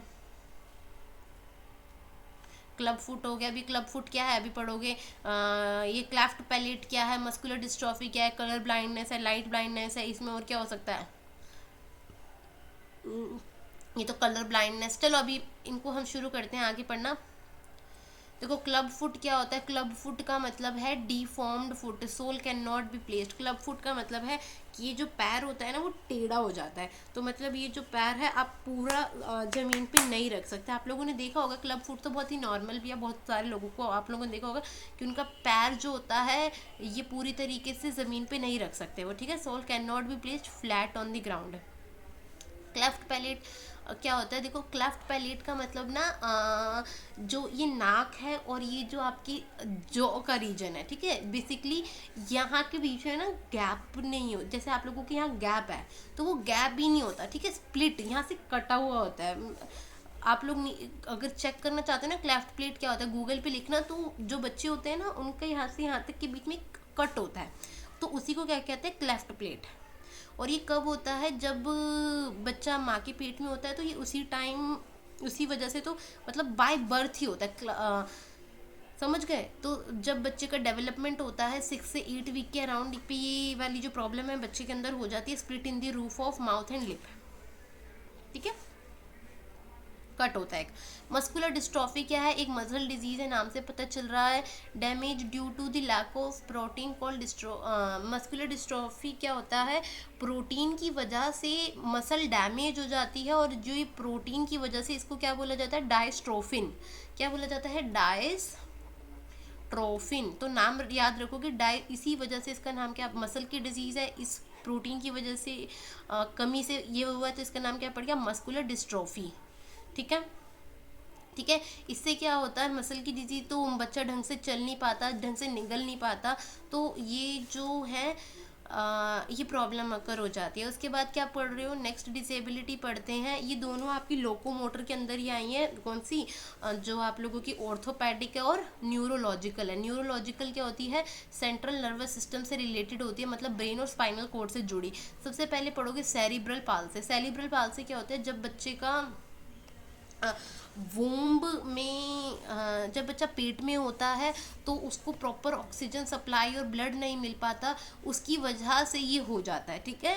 ये किसको अफेक्ट करता है, बेबी के ब्रेन को, बच्चे के ब्रेन को अफेक्ट करती है, कौन सी, ये सेरिब्रल पाल्सी। तो सेरिब्रल कैसे याद रखोगे, दिमाग से रिलेटेड है। अगर थोड़ा बहुत भी आप लोगों ने छोटी क्लासेस में पढ़ा हो तो ब्रेन के टाइप्स होते हैं, सेरिब्रम, सेरिबेलम, तो ब्रेन से रिलेटेड ये वर्ड यूज होता है सेरिब्रल। तो उनके जो वहाँ पे बच्चे को प्रॉपर ऑक्सीजन का सप्लाई नहीं मिल पाता, तो उसकी वजह से बेबी की ब्रेन की अच्छे से डेवलपमेंट नहीं हो पाती, तो इसकी वजह से सेरिब्रल पाल्सी होता है, ठीक है। और समझ गए सेरिब्रल पाल्सी में, आप लोगों ये आप लोगों को नहीं समझ में है ना, तो थोड़ा थोड़ा सा ना इमेज देख लेना, आप लोगों को समझ में आ जाएगा, ठीक है। चलो नेक्स्ट देखो, स्पेसिटिसिटी। अब भाई ब्रेन को अफेक्ट किया है तो कहीं ना कहीं वो चीज़ों को, ये ब्रेन से रिलेटेड प्रॉब्लम है, ठीक है। अब abnormal increase in muscle tone, मतलब स्पेसिटिसिटी क्या है कि एक जगह जो स्पेस है ना वो बढ़ गया। आप लोग ऐसे याद रख सकते हो कि एक जो है ना मसल की टोन बढ़ गई, ठीक है। और अगर कहीं पे मसल बढ़ जाएगी तो क्या होगा, आप लोगों को मैं इमेज दिखाऊं, मुझे चेंज करना पड़ेगा, चलो ऐसे समझ लो कि स्पेसिटिसिटी मसल का एबनॉर्मल इंक्रीमेंट हो जाता है, stiffness of muscle which might interfere with movement. आप लोग ढंग से, भाई सपोज करो आपके यहाँ की हड्डी बढ़ जाए तो वो बंदा क्या पढ़ सकता है, ढंग से मूव नहीं कर पाता, ठीक है। तो इसी से रिलेटेड है चेंज टू नर्व पाथवे। ये बताया गया है कि जो आपको पता है ब्रेन और स्पाइनल कोड से ही आपकी क्या होती है, नर्व्स कनेक्ट होती हैं, तो वहाँ की जो नर्व का जो पाथ होता है ना वो डैमेज हो जाता है, ठीक है। आप हाथ हिला रहे हो, आपको चीज़ एकदम से, आप लोगों ने जैसे सपोज करो कोई चीज़ है वो आप बहुत गर्म है, आपने उस पर हाथ रख दिया तो एकदम से आप हाथ हटा लेते हो, क्यों? क्योंकि आपका ब्रेन या फिर स्पाइनल कोड आपको एकदम से मैसेज प्रोवाइड करते हैं कि हाथ हटा ले। लेकिन यहाँ से सपोज करो एक नर्व जा रही है आपके ब्रेन तक और वो बीच में डैमेज हो जाए तो वहाँ से सिग्नल ही नहीं आएंगे तो क्या होगा, हाथ जल जाएगा। तो ये कुछ इसी तरीके की प्रॉब्लम है, ठीक है। चलो आगे, एपिलेप्सी। ये एपिलेप्सी को ही हम क्या बोलते हैं, सीजर डिसऑर्डर। मतलब एपिलेप्सी किसी को दौरे चढ़ते हैं या फिर एकदम से अटैक आ जाता है या ट्रॉमा हो जाता है, तो ये कुछ इसी तरीके का है, ठीक है। इसको सीजर इन्हीं को बोलते हैं, ठीक है। It is due to genetic, ये किसी भी जेनेटिक कोई ब्रेन हुई, कोई इंजरी हुई, कोई एक्सीडेंट हुआ तो इसकी वजह से एपिलेप्सी हो जाता है, ठीक है। तो ब्रेन के अंदर की जो नर्व सेल्स हैं उनकी एक्टिविटी क्या हो जाती है, डिस्टर्ब हो जाती है, तो इस वजह से एपिलेप्सी। और रीज़न क्या है, माँ बाप से भी मिल सकता है, ब्रेन से, या फिर कोई मिसहैपनिंग हुई हो तो उस वजह से। तो इससे क्या होता है, ट्रॉमा और स्ट्रोक इसके क्या हो गए, एग्जाम्पल्स हो गए, ठीक है। इंजरीज बताई हुई हैं कि एकदम से कभी कोई अटैक एंड ऑल आया हो तो, ठीक है। उसके बाद है स्पाइना बिफिडा। ये आप लोगों को नाम से पता चल रहा है, स्पाइना तो कहीं ना कहीं स्पाइनल कोड को अफेक्ट किया होगा। तो जो बच्चा है ये बचपन से ही होता है, उसकी बचपन में जो स्पाइनल कोड है ना वो प्रॉपर तरीके से डेवलप नहीं हो पाती, तो इसलिए इसका नाम क्या पड़ गया, स्पाइना बिफिडा। प्रोनाउंसिएशन देख लेना क्या बोलते हैं अगर मैं गलत बोल रही हूँ तो। चलो आगे, उसके बाद पोलियो तो आप लोगों को पता है most most most infectious disease थी जब तक इसकी वो नहीं हुई थी, वैक्सीन नहीं आई थी, ठीक है। तो आप लोगों से क्या पूछ सकते हैं कि पोलियो की वैक्सीनेशन किसने बनाई, ठीक है। तो अगर आपसे कोई पूछे कि ये जो पोलियो की है किसने बनाई है तो आप लोग क्या आंसर दोगे, डॉक्टर एल्बर्ट, ठीक है। कौन से वाली, जो आप लोगों की, एक सेकेंड, जो आप लोगों की ये जो ओरल जो छोटे बच्चों को पिलाते हैं ना 2 घूंट, तो ये जो ओरल पोलियो वैक्सीन थी ये बनाई थी डॉक्टर एल्बर्ट ने, और डॉक्टर एल्बर्ट सेबिन है नाम शायद, SABIN, ठीक है। तो ये कब दी जाती है, under as of 5 year. Polio आप लोगों को पता है ना कि टांग बहुत पतली पतली सी हो जाती है अगर उन्हें प्रॉपर पोलियो की मेडिसिन ना दो। तो WHO ने क्या कहा था, इंडिया पोलियो फ्री हो गया है, कब, 2014 में। और पोलियो ऐसी मेडिसिन है जिसे फ्री ऑफ कॉस्ट कर दिया गया है ना। बचपन में आप लोगों ने सबने पी होगी। फिर यहाँ तक समझ में आ गया। अब उसके बाद यहाँ पे आपने लोकोमोटर डिसेबिलिटी ख़त्म कर दी। अब नेक्स्ट डिसेबिलिटी पढ़ेंगे हम, क्या, विजुअल डिसेबिलिटी, ठीक है। विजुअल डिसेबिलिटी का मतलब क्या होता है भाई, जिनको आँखों की प्रॉब्लम हो। तो RPDWD 2016 के अकॉर्डिंग विजुअल डिसेबिलिटी के अंदर कौन कौन आएगा, जिसकी 3/60 से मतलब विजन कम होगा। ये देखो, ये ना थोड़े थोड़े टर्म्स याद रख लो, 3/60 और स्नेलन चार्ट के अकॉर्डिंग 10/200, ठीक है। और लेस देन 10 डिग्री, ये फील्ड ऑफ विजन है कि अगर 10 डिग्री से कम होगा तो हम उसको कहेंगे कि वो विजुअल डिसेबल्ड है। और 6/30 हो या फिर स्नेलन चार्ट के अकॉर्डिंग क्या हो, 10/200। अभी स्नेलन चार्ट क्या होता है, देखो स्नेलन चार्ट अगर आप कभी आप अपनी आंखें चेक करवाने गए हो तो वहाँ पे वो लगा होता है ना, ABCDVUST सब देखने होते हैं, तो इसी को क्या कहते हैं, स्नेलन चार्ट है, ठीक है। जो ये रिसर्चर होंगे इन्होंने इन्वेंट किया होगा तो इसलिए इनके नाम पे पड़ गया ये, ठीक है। ब्लाइंड का मतलब क्या होता है, जिनकी टोटल वो जो प्रॉपर जिन्हें कुछ भी दिखाई नहीं देता, डेट इज वो क्या हो गए, प्रॉपर ब्लाइंड हो गए। तो उनके लिए क्या यूज़ किए जाते हैं, ब्रेल यूज़ की जाती है। उभरे उभरे वर्ड्स होते हैं ब्रेल, मैंने आप लोगों को पढ़ाया है बहुत अच्छे से, किसके अंदर क्या होते हैं, 6 पॉइंट्स होते हैं, ठीक है, जो थोड़े से उभरे हुए होते हैं। तो 6 पॉइंट 6 पॉइंट्स पे बेस होती है ब्रेल। और कब मनाई जाती है, देखो ब्रेल डे होता है 4 जनवरी को मनाया जाता है, ध्यान रखना। ब्रेल डे कब मनाया जाता है, 4 जनवरी। अभी जनवरी चल रही है तो इसलिए ध्यान रखना, ओके। उसके बाद चलते हैं कलर ब्लाइंडनेस। कलर ब्लाइंडनेस क्या होते हैं भाई, कि कलर्स को ना डिफ्रेंशिएट नहीं कर पाते, तो उसको क्या कहते हैं, कलर ब्लाइंडनेस कहते हैं, ठीक है। तो कुछ कलर्स के बीच में ढंग से डिस्टिंग्विश नहीं कर पाते, और जो ज़्यादा मेन होते हैं ना वो इससे ज़्यादा अफेक्टेड होते हैं इन कंपैरिजन टू वुमेन, ठीक है।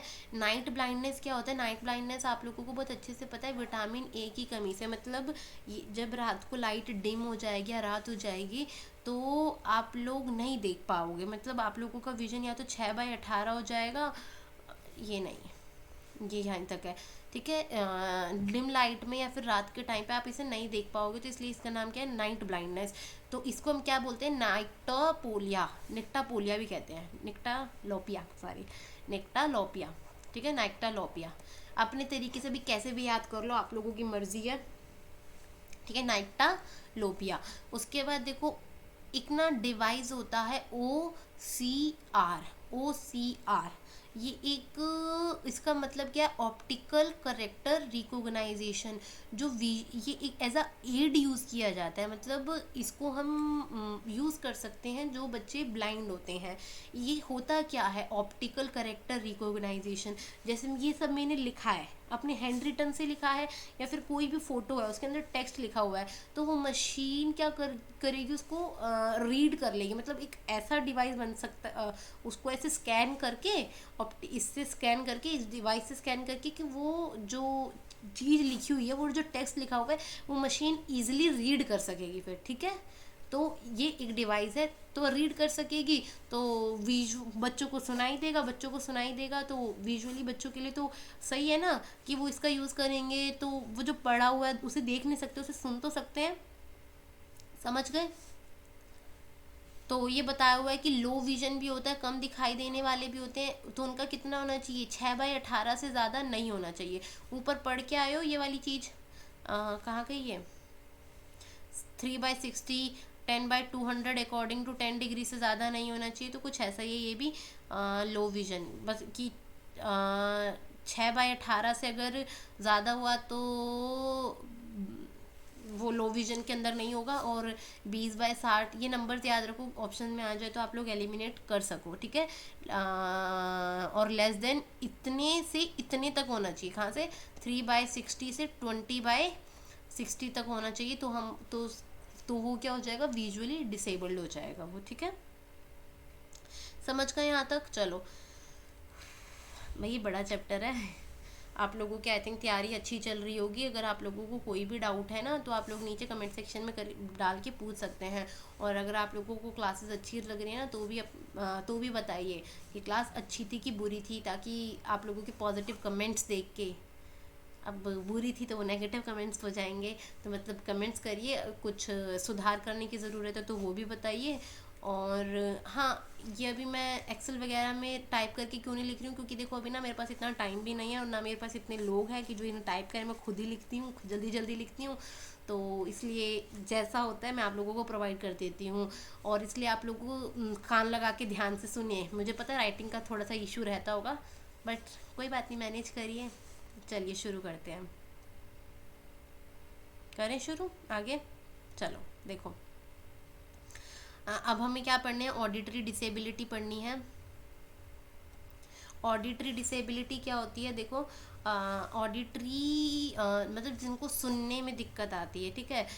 इसके 5 लेवल्स होते हैं। मैंने आप लोगों को बताया था कि जो हेयरिंग से रिलेटेड होते हैं उसको किस में मेजर किया जाता है, डेसिबल में मेजर किया जाता है, ऊपर ही बताया है। ये 5 लेवल्स होते हैं, देखो 1 2 3 4 5। अगर 25 से 34 डेसिबल के बीच में है, अगर आप इतना सुन सकते हो, तो हम इसे क्या कहेंगे, माइल्ड हियरिंग लॉस है। मतलब इतने पे आप लोगों को सुनाई दे जाता है, तो दैट मीन्स कम है आपका हियरिंग लॉस। लेकिन अगर आप लोगों को इतनी आवाज़ सुनाई देती है, तो आप लोगों को थोड़ा मॉडरेट है। कहाँ से कहाँ तक, 35 से 49 तक। तो अगर आपको इतना ऊंचा बोलना पड़ता है, मतलब 50 से 64 डेसिबल तक की आवाज़ सुन पाते हो, तो इसका मतलब सीवियर है, ठीक है। मॉडरेट सीवियर है, मतलब ठीक ठाक सीवियर है, ओके। और उसके बाद 65 से 79 तो बहुत ज़्यादा सीवियर है, ठीक है। और उसके बाद अगर 80 से ज़्यादा है ना, इसका मतलब तो ऐसे लोग बहुत कम होते हैं, देखने को मिलते हैं। इसका मतलब है कि आप बहुत ही प्रोफाउंड, बहुत हाईएस्ट केस है किसका, और इसका ऑडिटरी डिसेबिलिटी का, ठीक है। तो 5 लेवल्स हैं, किस किस में 25 से 34 माइल्ड। कैसे याद रखोगे, देखो 25, फिर 25 के बाद फिर यहाँ पे 50, 2 लेवल हो जाएंगे इसमें, फिर 50 के बाद आपका देख लो कितने कितने का गैप है, तो आप इस तरीके से याद कर सकते हो। 10 34 10 34, 35 10 45, 50 और 10 60, 65 और 10 तो नहीं है ये, 60 और 10 70। तो थोड़ा सा आइडिया रखो, कंफ्यूज मत हो, 2-3 बार देखो, याद हो जाएगा, ठीक है। 25 से 34, 35 से 49, 50 से 64 और मोर देन 80 तो आप लोगों का बहुत ही प्रोफाउंड हो जाएगा।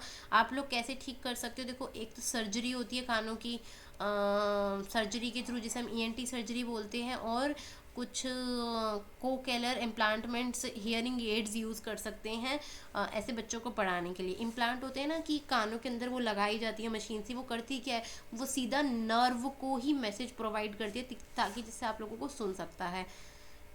समझ गए यहाँ तक, ऑडिटरी डिसेबिलिटी भी हो गया। उसके बाद पढ़ते हैं इंटेलेक्चुअल डिसेबिलिटी। इंटेलेक्चुअल का डिसेबिलिटी का मतलब क्या होता है, आपके दिमाग से रिलेटेड जो डिसेबिलिटी होती है उसको हम क्या कहते हैं, इंटेलेक्चुअल डिसेबिलिटी कहते हैं, ठीक है। कम टाइम में ज़्यादा देने की कोशिश कर रही हूँ, तो इसलिए आप लोगों को ध्यान से सुनो, ठीक है। जिनका आईक्यू, देखो आईक्यू निकालने, आईक्यू का मतलब क्या होता है, अगर आप लोगों से आईक्यू की फुल फॉर्म पूछे तो क्या होगा, आईक्यू की फुल फॉर्म क्या होगी, आप लोग नीचे कमेंट सेक्शन में बताना अगर इतना पढ़ा है तो आपने। आईक्यू को निकालने का ना एक फॉर्मूला होता है, क्या, करंट एज अपॉन में mental age into 100, current age या फिर क्रॉनिकल एज अपॉन में मेंटल एज इंटू 100।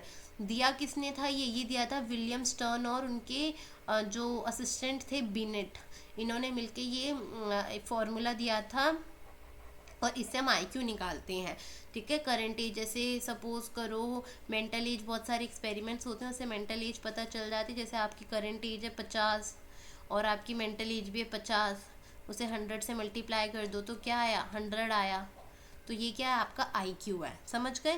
तो जिनका 80 से ऊपर आईक्यू है वो नॉर्मल आईक्यू होता है, लेकिन जिनका आईक्यू देखो 70 से 80 के बीच में होता है वो बॉर्डर लाइन पे होते हैं। एक चीज़ और देखना अभी, या आई थिंक समझ में आ गया होगा, मैं इसे इरेज कर देती हूँ। पहले ये जो आईक्यू का फॉर्मूला है, ये इससे पहले कैसे देखा जाता था आईक्यू को, मतलब ऐसे मेजरमेंट किया जाता था कि ठीक है इतने से इतना है तो हम उसे क्या बोलेंगे, एडुकेबल है, फिर हम उसे क्या बोलेंगे, ट्रेनेबल है, हम उसे मतलब ट्रेनिंग दे के ठीक ठाक करके पढ़ा सकते हैं, और कस्टोडियल मतलब हमें उसे प्रॉपर प्रैक्टिस देने की ये सब ज़रूरत है, उसके साथ अलग से पढ़ाने की ज़रूरत है। तो इस तरीके से बाद में ये इस तरीके से बताने लगे कि बॉर्डर लाइन पे है तो IQ 70 से 79 है। पूछ सकते हैं कि पढ़ाने लायक बच्चा कौन सा होता है, जिसको मतलब ये तो है ही बॉर्डर लाइन वाला तो बच्चा, जिसको माइल्ड मतलब जिसका 50 से 70 के बीच में भी है ना, उसको भी हम क्या कर सकते हैं, पढ़ा सकते हैं, एजुकेशन प्रोवाइड कर सकते हैं 50 to 70 वाले बच्चे को भी, ठीक है। मॉडरेट डिसेबिलिटी क्या होता है, मॉडरेट डिसेबिलिटी होता है 36 से 49, ठीक है। इसको मतलब हम थोड़ी सी इनको ट्रेनिंग दे के उनके साथ काम करके हम उनको इतना कर सकते हैं कि वो अपने लिए कम्युनिकेट ईजिली कर पाएँ, ठीक है। तो 36 से 50 वाले बच्चे को क्या कहेंगे, मॉडरेट डिसेबिलिटी। टेबल याद रख लेना, क्वेश्चन आता है। 20 से 35 वाला बच्चा क्या है, सीवियर है, बहुत ही मतलब बहुत कम है। और प्रोफाउंड का मतलब जिनका बिलो 20 है, देखो ऐसे बहुत कम बच्चे होते हैं, बहुत लाखों में कोई एक, ठीक है। तो बिलो 20 वाले बच्चे के साथ ठीक है हम उसे इतना कर दे कि वो अपने लिए जी सके, ठीक है। कस्टोडियल, हमें उनके साथ बहुत मेहनत करने की ज़रूरत है, आप इस तरीके से समझ सकते हो। IQ की फुल फॉर्म आ गई, लो भाई, इंटेलिजेंस क्वोशिएंट, और किसने दिया था, विलियम स्टर्न और बेनेट ने मिलके दिया था। फॉर्मूला क्या है, करंट एज अपॉन में mental age into 100। I think आप लोगों को समझ में आ गया होगा। देखो इंटेलेक्चुअल डिसेबिलिटी की फिजिकल करेक्टरिस्टिक्स बताई हुई हैं। एक कैसे पता चलता है, मतलब intellectual disability micro physical characteristics मैंने कैसे बताया था, देखने से पता चल जाए। माइक्रोसेफली, सेफली, ये जो CEPHALY है, जो ये वाला वर्ड है, ये वर्ड देखो यूज होता है किसके लिए, ब्रेन के लिए यूज होता है, ठीक है। ये वर्ड किसके लिए यूज होता है, ये वर्ड जो है हमारा ब्रेन के लिए यूज होता है, ठीक है, ध्यान रखना। तो माइक्रो का मतलब क्या होता है, छोटा, मतलब जिसका सर छोटा है, तो हम वो, उसके बाद है हाइड्रो, सी, ये वाला वर्ड फिर से सेफली किसके लिए यूज हो रहा है, ब्रेन के लिए। हाइड्रो का मतलब क्या होता है, पानी, तो मतलब सर के अंदर फ्लूइड होता है। आप लोग इस तरीके से, आप लोगों को इतना डीप में जाने की जरूरत नहीं है, फिर भी समझ लो थोड़ा बहुत कि आपके ब्रेन के अंदर सेरिब्रोस्पाइनल फ्लूइड होता है। जब उसकी क्वांटिटी बहुत ज़्यादा हो जाती है तो भी इंटेलेक्चुअल डिसेबिलिटी होती है। उसके बाद है डाउन सिंड्रोम। ये डाउन सिंड्रोम क्या होता है, देखो डाउन सिंड्रोम ना, इसको ट्राइसोमी 21 भी कहते हैं। क्या बोलते हैं, down syndrome, DOWNS, down syndrome, syndrome. Down syndrome में देखो बेटा क्या होता है एक्चुअली, इसमें एक जो नॉर्मल ह्यूमन बीइंग है, नॉर्मल बच्चा है, उसके अंदर ना 23 हार्मोन होते हैं, मतलब पेयर। तो अगर मतलब टोटल बात करें तो 23 दूनी 46, लेकिन इसमें एक हार्मोन एक्स्ट्रा, हार्मोन कह रही हूँ, क्रोमोजोम, उसमें एक हार्मोन, एक क्रोमोजोम एक्स्ट्रा होता है, तो टोटल इसमें कितने होते हैं, 47 होते हैं, ठीक है। तो डाउन सिंड्रोम, इसको क्या बोला जाता है, ट्राइसोमी 21 भी बोला जाता है, इसमें एक एक्स्ट्रा हार्मोन होता है, ठीक है। उसके बाद ये टर्नर सिंड्रोम, ये जो टर्नर सिंड्रोम है, ये एक तरीके का ना, ये फीमेल्स के अंदर होता है, ठीक है। क्या, टर्नर सिंड्रोम क्या है, टर्नर सिंड्रोम कोई ना फिजिकल कैरेक्टरिस्टिक्स नहीं है। टर्नर सिंड्रोम जो है, ये आप लोगों का, बोलते बोलते ना गला भी दुखने लग गया है। टर्नर सिंड्रोम मतलब रीज़न है कि ये जो इंटेलेक्चुअल डिसेबिलिटी हुई है, तो ये फीमेल की अंदर इसकी वजह से ये अफेक्ट कर सकता है, मतलब दिमाग की कोई बीमारी है तो उसकी वजह से ये फीमेल के अंदर ये हो सकता है।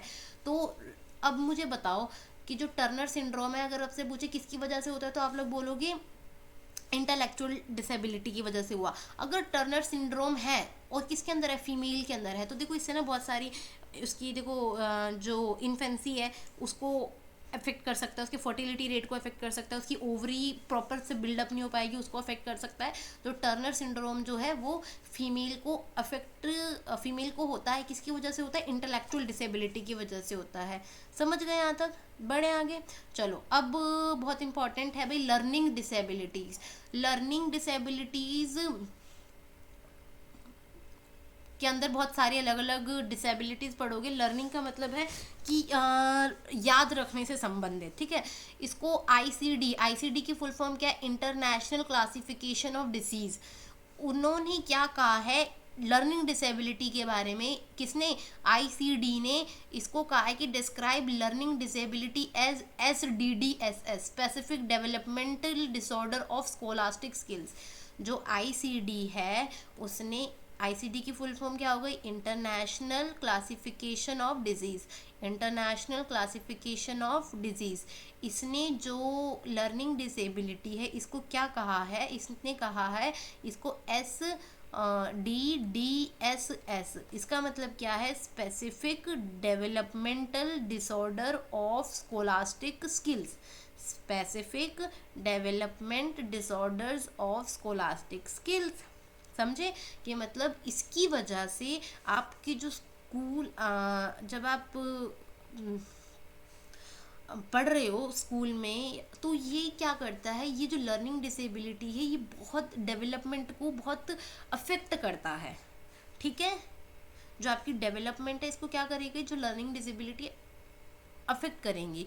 और ये कितने बहुत अलग अलग टाइप्स में भी होती है, रीडिंग में भी होती है, मतलब रीडिंग में आप लोगों को दिक्कत आ सकती है, राइटिंग में भी दिक्कत आ सकती है, कैलकुलेशंस में दिक्कत आ सकती है बेसिकली, और या फिर सब राइटिंग और कैलकुलेशन दोनों में आ जाए, क्या पता रीडिंग और कैलकुलेशन दोनों में आ जाए, रीडिंग और राइटिंग दोनों में आ जाए, तो ये क्या हो गई, मिक्स हो गई। तो SDDSS का मतलब याद रखना, specific developmental disorder of scholastic skills. समझ गए। और आईसीडी क्या है, आईसीडी है आपका इंटरनेशनल क्लासिफिकेशन ऑफ डिजीज, जिसने इसको क्लासिफाई किया बेसिकली। समझ गए। अब पढ़ देखो ये, हाँ, थोड़ा सा ऊपर ऊपर है, थोड़ा बहुत देखोगे भी ना, और अगर कभी ऑप्शन आ जाए तो एलिमिनेशन करने में हेल्पफुल होगा, और तो कुछ नहीं है। जो अब पढ़ा रही हूँ इसको ध्यान से देख लेना, ये लर्निंग डिसेबिलिटीज़ हैं सारी, आप लोगों को बहुत काम आएंगी ये। देखो सबसे पहले है डिसलेक्सिया। क्या है सबसे पहले? डिसलेक्सिया। डिसलेक्सिया क्या होता है? डिसलेक्सिया एक रीडिंग डिसऑर्डर है। इसका मतलब क्या है? देखो मैं बिल्कुल जो काम की बात है ना वो बता रही हूँ यहाँ पे। इसका मतलब है कि रीडिंग, आपको रीडिंग में, राइटिंग में और स्पेलिंग में, इन सब में दिक्कत आ सकती है। रीडिंग मतलब आप पैसेज पढ़ रहे हो, आप नहीं पढ़ पाओगे। कई बार ये लाइन पढ़े, आपको समझ नहीं आएगा कि लेफ्ट है कि राइट है। तो reading basically vocabularies and all, इसमें पढ़ने में दिक्कत आ रही है, इसको हम क्या बोलते हैं? डिसलेक्सिया बोलते हैं। अगर पढ़ने से रिलेटेड कोई भी प्रॉब्लम होगी तो दैट इज डिसलेक्सिया। डिसग्राफिया का मतलब क्या होता है? राइटिंग, लिखने से। ग्राफ, ग्राफ से ध्यान रखना, ग्राफ से ध्यान रखना मैंने, क्योंकि ग्राफ से ही ध्यान रखा हुआ है। डिसग्राफिया मतलब लिखने में दिक्कत होगी तो हम उसे क्या बोल देंगे? डिसग्राफिया बोल देंगे, ठीक है। उसके बाद है डिसकैलकुलिया। डिसकैलकुलिया क्या होता है? डिसकैलकुलेशन, कैलकुलिया मतलब कहीं ना कहीं मैथमेटिक्स। आप प्रॉपर तरीके से नंबरिंग में आप लोगों को प्रॉब्लम आ सकती है, तो जितना भी मैथ से रिलेटेड है उसको हम क्या बोलते हैं? डिसकैलकुलिया बोलते हैं। फिर आते हैं डिस्प्रेक्सिया। डिस्प्रेक्सिया का मतलब क्या होता है? आप लोग पोस्चर्स ढंग से नहीं बना पाओगे, मतलब आप लोगों की मोटर स्किल्स अच्छे से डेवलप नहीं हो पाएंगे। मोटर स्किल में आपकी ग्रोस मोटर स्किल है और फाइन मोटर स्किल्स है। देखो इसमें कैसे पता चलेगा आप लोगों को डिस्प्रेक्सिया के बारे में? देखो बेटा, डिस्प्रेक्सिया जैसे डांस कर रहे हैं तो वहाँ पे पोस्चर्स बनाने होते हैं, आप वो लोग वो ढंग से नहीं बना पाओगे। कोई पोज करना है, बैलेंस वाले गेम है, वो नहीं कर पाओगे, तो वहाँ पे डिस्प्रेक्सिया की प्रॉब्लम होती है। फिर आते हैं डिस्फ्रेजिया। डिस्फ्रेजिया एक बहुत ही लॉन्ग टर्म तक डिसऑर्डर होता है। डिस्फेजिया जैसे ट्रॉमा, एक्सीडेंट और इंजरी की अगर हम बात करें तो उसकी वजह से क्या होता है? डिस्फेजिया, ठीक है। देखो ठीक है, तो डिस्फेजिया एक्चुअल में होता क्या है? जब आपको स्पीच से रिलेटेड कोई दिक्कत हो, ठीक है, किससे रिलेटेड? स्पीच, आपको बोलने में कोई दिक्कत हो तो हम उसको क्या बोल देंगे? डिस्फेजिया। तो ये सारे डिस्फेजिया, डिसकैलकुलिया, इन सबको ना ध्यान रखना, कन्फ्यूजन हो जाता है। कैलकुलिया ध्यान रहेगा, ग्राफिया ध्यान रहेगा, प्रेक्सिया भी ध्यान रहेगा, कि पोस्चर्स ढंग से, बैलेंसिंग एंड ऑल अगर हम बात करेंगे तो सब डिस्प्रेक्सिया में आ जाएंगे। अगर हम डिस्फेजिया की बात करेंगे तो किस में आ जाएगा बेटा? स्पीच में आ जाएगा। आई थिंक यहाँ तक आप लोगों को समझ में आ गया होगा। चलो चलो, ADHD। ADHD का मतलब क्या है? Attention deficiency hyper active disorder. ADHD की फुल फॉर्म अगर आप लोग ध्यान रखोगे तो attention deficit hyper activity disorders. They can not focus on single task, मतलब बहुत अटेंशन एक चीज को लेके अटेंटिव नहीं रह पाते हैं, मतलब बहुत जल्दी ध्यान भटक जाता है, बहुत जल्दी डिस्ट्रैक्ट हो जाते हैं, ठीक है। फोकस नहीं कर पाते किसी चीज़ पे बहुत देर तक, तो वो किससे बोलेंगे हम? वो किससे ग्रसित है? ADHD से। उसके बाद अगर हम बात करें किसकी बेटा? ऑटिज्म स्पेक्ट्रम डिसऑर्डर की, ASD के, तो इनको 1911 में डिस्कवर किया था। किसने? जर्मन साइकेट्रिस्ट थे UN ब्लोर। एक मिनट, ये आपका नाम है यूजिन, और इधर है आपका ब्यूलियर, BLEULER, ठीक है। इन्होंने इसे डिस्कवर किया था। अगर आपसे पूछे कि ऑटिज्म एक्चुअल में होता क्या है, पहले ऑटिज्म समझो। ऑटिज्म का मतलब है कि आप सोशली कम्युनिकेट, इंटरेक्ट नहीं कर सकते हो, आपको इसमें दिक्कत आएगी, तो हम उसे क्या बोल देंगे? कि वो ऑटिज्म है। सिंपल सी बात है, ठीक है। चीज़ों को इतना लंबा डीप में मत पढ़ो, एक पॉइंट पकड़ो और उसी को ही याद कर लो, उसी को दिमाग में बैठा लो, ठीक है। इसके फादर कौन थे? लियो कैनर थे, ठीक है। इनको डिस्कवर किसने किया था? 1911 में जर्मन साइकेट्रिस्ट थे यूजिन ब्लूलियर, और इनके फादर कौन है? लियो कैनर, ठीक है, लियो कैनर। फिर सेरिब्रल पाल्सी हम पढ़ चुके हैं कि लोकोमोटर डिसेबिलिटी है, चाइल्ड बच्चे का ब्रेन प्रॉपर तरीके से डेवलप नहीं हो पाता। तो सेरिब्रल का मतलब क्या होता है? मैंने आप लोगों को बताया था, मेंटल का सेरिब्रल, और पाल्सी का मतलब होता है वीकनेस। तो इस वजह से ये सेरिब्रल पाल्सी वही चीज़ है, बच्चे अपने ढंग से ना हाथ ऊपर नहीं उठा पाते, इसमें ये कह सकते हैं कि उनका दिमाग प्रॉपर तरीके से काम नहीं कर पाता, वो बैलेंस पोस्चर्स नहीं बना पाते, मतलब ब्रेन प्रॉपर तरीके से डेवलपमेंट नहीं है। तो ब्रेन की जो प्रॉब्लम है उसे हम क्या बोल देंगे? सेरिब्रल पाल्सी बोल देंगे, ठीक है। अगला है non verbal learning disorder. Non verbal learning disorder इसका मतलब क्या है कि बच्चे की सोशल स्किल्स अच्छी नहीं होंगी, बच्चा एब्स्ट्रैक्ट कॉन्सेप्ट्स को नहीं समझ पाएगा। जैसे इमोशंस हैं, अगर आप उसे एब्स्ट्रैक्ट जैसे इमोशंस है, दुख को वो ऐसे महसूस नहीं कर सकता जैसे नॉर्मल बच्चे कर सकते हैं, और अगर वो ऐसे नहीं कर सकता तो उनकी सोशल स्किल्स थोड़ी सी तो कम होंगी, वो एक्सप्रेशंस और दूसरों के बॉडी लैंग्वेज को नहीं समझ सकते, मतलब बेसिकली एब्स्ट्रैक्ट कॉन्सेप्ट्स को नहीं समझ पा सकते। नॉन वर्बल, नाम से ही पता चल गया ना, नॉन वर्बल लर्निंग। जो वर्बल का मतलब है जो बोल के उन्हें समझा दोगे वो तो वो बहुत अच्छे से समझ लेंगे, बहुत गुड होंगे उसमें तो, लेकिन नॉन वर्बल उसे वो नहीं समझ पाएंगे, ठीक है। इनकी बहुत ही अच्छी रीडिंग स्किल्स होती हैं, वेल स्पोकन होते हैं, ऑब्वियस है ना। अब भाई वर्बल है तो खुद से बोल रहे हैं तो खुद की तो उनकी स्पीकिंग स्किल्स अच्छी होंगी, रीडिंग है, पढ़ा हुआ है ऑलरेडी, वो वर्बल है, दिख रहा है, तो वो उनकी बहुत अच्छी होती है, ध्यान रखना। अब ओसीडी आप लोगों को बहुत पता है, ऑब्सेसिव, मतलब किसी चीज, हम कहते हैं ना कि तुम्हें तो ओसीडी हो गया, मतलब किसी एक चीज़ के पीछे पागल हो जाना, उसे हम क्या कहते हैं, ओसीडी। मतलब अनवांटेड थॉट्स एंड फियर्स आते हैं, मतलब बार बार हाथ धोते रहेंगे, उनको ऐसा लगता है कि हमारे हाथ ही साफ नहीं है, उनको किसी चीज़ का ऐसा लगता है कि जी ये, मतलब उनको हर चीज़ में कि ये खाना गंदा है, ये खाना गंदा है, ये यहाँ पे पता नहीं कितने बैक्टीरिया होंगे, बहुत साफ सफाई एंड ऑल, तो वो किसकी प्रॉब्लम होती है, ओसीडी की प्रॉब्लम होती है, ऑब्सेसिव कंपल्सिव डिसऑर्डर। ये चीज़ें सब ध्यान रखना। हाँ, कितना रह गया, थोड़ा सा रह गया बस, 3 पेज, ठीक है। तो ओसीडी समझ गए कि किसी चीज़ को लेके बहुत ही ज़्यादा ऑब्सेस होते हैं ये लोग। हाँ, अब देखो एक टर्म होगा यहाँ पे, इंक्लूसिव एजुकेशन, इंटीग्रेटेड एजुकेशन और स्पेशल एजुकेशन। क्या, इंक्लूसिव एजुकेशन, इंटीग्रेटेड एजुकेशन और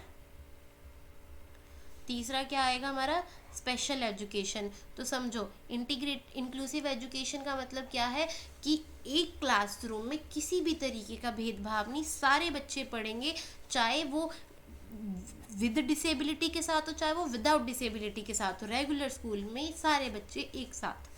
लेकिन इंटीग्रेटेड एजुकेशन में क्या होता है, अलग से स्पेशलाइज्ड सर्विस होती हैं जो बच्चे डिसेबल्ड होते हैं, या अलग एजुकेशन होती है जो गिफ्टेड स्टूडेंट्स हो गए, डिसेबल्ड स्टूडेंट्स हो गए। तो ये अंतर है इंटीग्रेटेड एजुकेशन में और इंक्लूसिव एजुकेशन में। इंक्लूसिव एजुकेशन में, इंक्लूसिव क्लासरूम में एक बच्चे को इस तरीके से पढ़ाया जाता है, मतलब क्लासरूम में इस तरीके से पढ़ाया जाता है कि उसका पढ़ाया हुआ सब बच्चों को, टीचर पढ़ा रहा है तो सब बच्चों के लिए वो बेनिफिशियल हो, वहाँ पे कोई बच्चा नहीं छूट सके, ठीक है। इट हैज़ वाइडर स्कोप, किसी भी तरीके का कोई भी भेदभाव ना हो।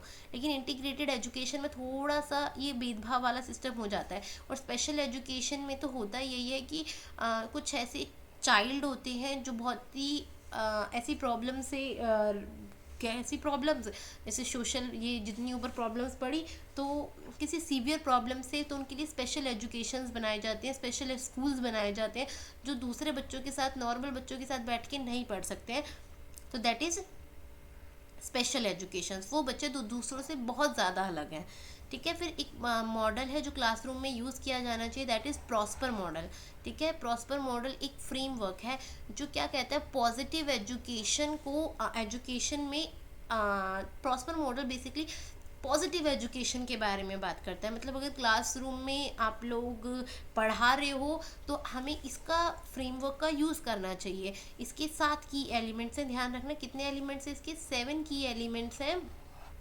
क्या क्या, positivity, relationship, outcomes, strengths, purpose, engagement और रेजिलेंस। देखो बच्चे को पॉजिटिव बिहेवियर सिखाने चाहिए कि वो हर चीज़ में, नेगेटिव कुछ चीज़ बुरी हुई तो उसमें भी क्या देखे, पॉजिटिविटी देखे। रिलेशनशिप, क्लास में एक अच्छा रिलेशनशिप सेट करे। आउटकम, बच्चा जो पढ़ रहा है उसका एटलीस्ट रिजल्ट भी दिखे, इनपुट डाल रहे तो आउटपुट भी दिखे। स्ट्रेंथ, बच्चे की स्ट्रेंथ्स पे काम किया जाए। पर्पस, हम उन्हें पढ़ा रहे हैं तो उसका कोई पर्पस होना चाहिए, ठीक है। एंगेजमेंट, बच्चे को हम इस तरीके से पढ़ाएं कि बच्चा खुद ही एंगेज हो जाए, वो खुद ही उस चीज़ को उसको करने लगे वो।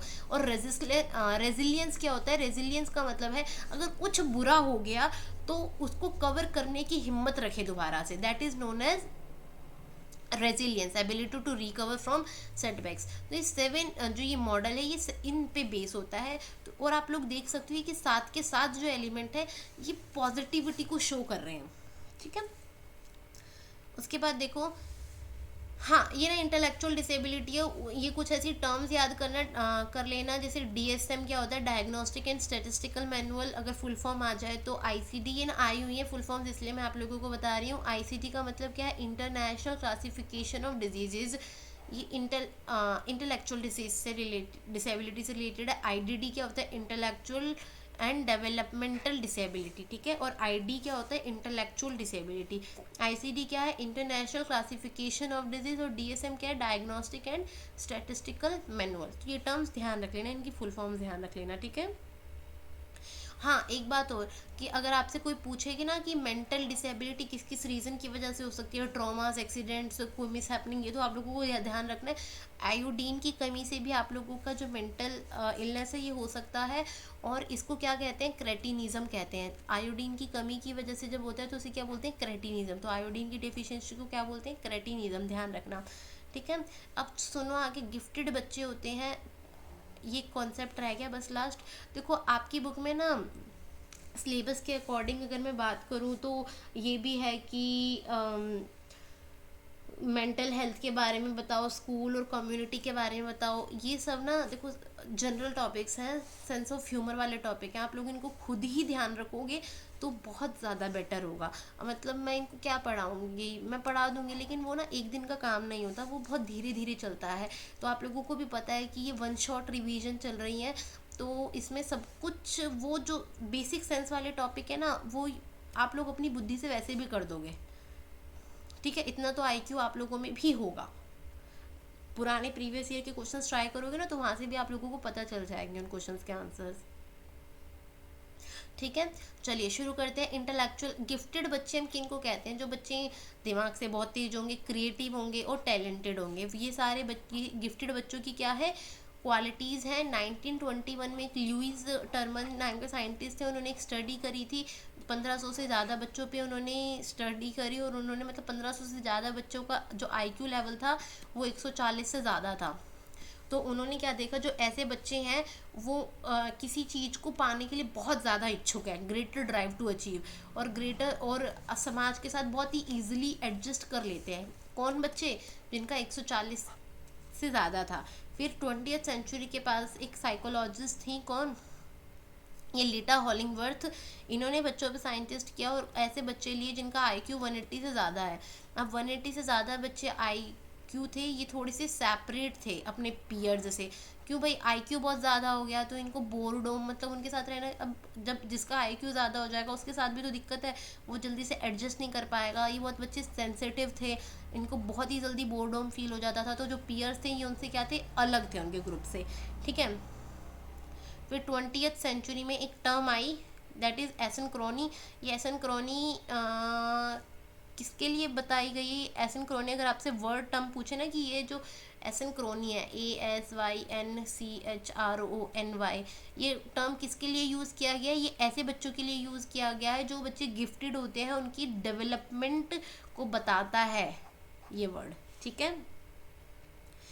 क्या क्या क्लासरूम में हम यूज़ कर सकते हैं गिफ्टेड बच्चों के लिए, उन्हें पढ़ाने के लिए क्लासरूम में हम करिकुलम को बहुत अच्छा बना सकते हैं। ग्रेड एक्सेलरेशन, मतलब हम उन्हें क्लास को जंप करवा सकते हैं, हम उनके लिए स्पेशल क्लासेस चला सकते हैं, और वो सेल्फ डायरेक्टेड, हम उनको बता सकते हैं कि यू शुड सेल्फ स्टडी, ठीक है।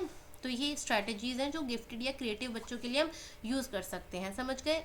अब देखो, और ग्रुपिंग यूज़ कर सकते हैं। देखो ग्रुपिंग दो तरीके से हो सकती है, ध्यान रखना। ग्रुपिंग कैसे हो सकती है, एक होती है होमोजीनियस और एक होती है हेटेरोजीनियस। होमो का मतलब क्या होता है, सेम, ठीक है, मतलब एक ग्रुप में अच्छे अच्छे सारे बच्चे बैठे हुए हैं, दैट इज़ होमोजीनियस, ठीक है, गिफ्टेड बच्चे बैठे हुए हैं। और हेट्रोजीनियस का मतलब होता है अलग अलग, डाइवर्स बच्चे, मतलब हेट्रोजीनियस में अलग अलग बच्चे बैठे हैं ग्रुप में, दैट इज़ हेट्रोजीनियस ग्रुपिंग। हम उनको ऐसे पढ़ा सकते हैं, अगर गिफ्टेड बच्चे बैठेंगे तो हम उसको होमोजीनियस ग्रुपिंग बोल देंगे, और हेट्रोजीनियस तो डाइवर्स, मतलब ये हम यूज़ कर सकते हैं गिफ्टेड बच्चों के लिए। जो होमोजीनियस ग्रुपिंग है, जैसे सारे बच्चे टैलेंटेड बच्चे एक साथ बैठा दिए, और डाइवर्स किसके लिए यूज़ कर, जो ये हेट्रोजीनियस ग्रुपिंग है अलग अलग बच्चों के लिए, ठीक है। तो उनसे वो काफ़ी कोई दूसरा बच्चा अपने व्यूज़ शेयर करेगा, कोई दूसरा बच्चा अपने व्यूज़ शेयर करेगा, तो उसके लिए हम ये हेट्रोजीनियस ग्रुपिंग यूज़ कर सकते हैं, ठीक है, समझ गए। उसके बाद एक मॉडल आता है ये रेंजुलिस मॉडल, ठीक है। ये बेसिकली क्रिएटिव चाइल्ड के बारे में है ये मॉडल। 3 रिंग मॉडल होता है ये। कौन सा? रेंज्यूलीज मॉडल। ये मॉडल क्या बताता है, जो गिफ्टेड बच्चा होता है, जो गिफ्टेड चाइल्ड होता है, उसके बिहेवियर में ये 3 एबिलिटीज़ दिखती हैं। क्या क्या? वो बच्चा क्रिएटिव होगा, अगर उसने कोई टास्क लिया है तो उसके लिए वो बहुत ही कमिटेड होगा उस टास्क के लिए, और ही वो क्या होगा, अबव एवरेज भी होगा। ठीक है, मतलब क्या क्या होगा, एक तो वो क्रिएटिव होगा, और एक अपने जो उसने टास्क लिया उस कमिट किया तो वो उसे पूरा करेगा, टास्क कमिटमेंट, और एक होगा अबव एवरेज, मतलब एवरेज से ऊपर। तो जहाँ पे ये 3 क्वालिटीज़ होंगी उसको हम क्या कहेंगे, that is gifted child. So here, हाँ, आप लोगों का ये चैप्टर पूरा ख़त्म हो गया है मेरी साइड से, और मैंने सारा करवाया है, जिसे कहते हैं ना सारा। 100 तो चलो मैं नहीं कहूँगी, 95% से तो तक तो मैंने सारा करवा दिया इसमें। तो आप लोगों को कुछ नहीं करना, आप लोगों को वीडियो देखनी है, नोट्स आप लोगों के पास चाहिए तो बता देना, नहीं चाहिए तो इसमें से कर लेना। सब कुछ है इसमें, सब कुछ जितना मैं करवा सकती हूँ ना, जितना मैं अपना बेस्ट दे सकती हूँ आप लोगों को, मैंने दिया है इसमें। और इसीलिए I request you to all my viewers, to all my family members,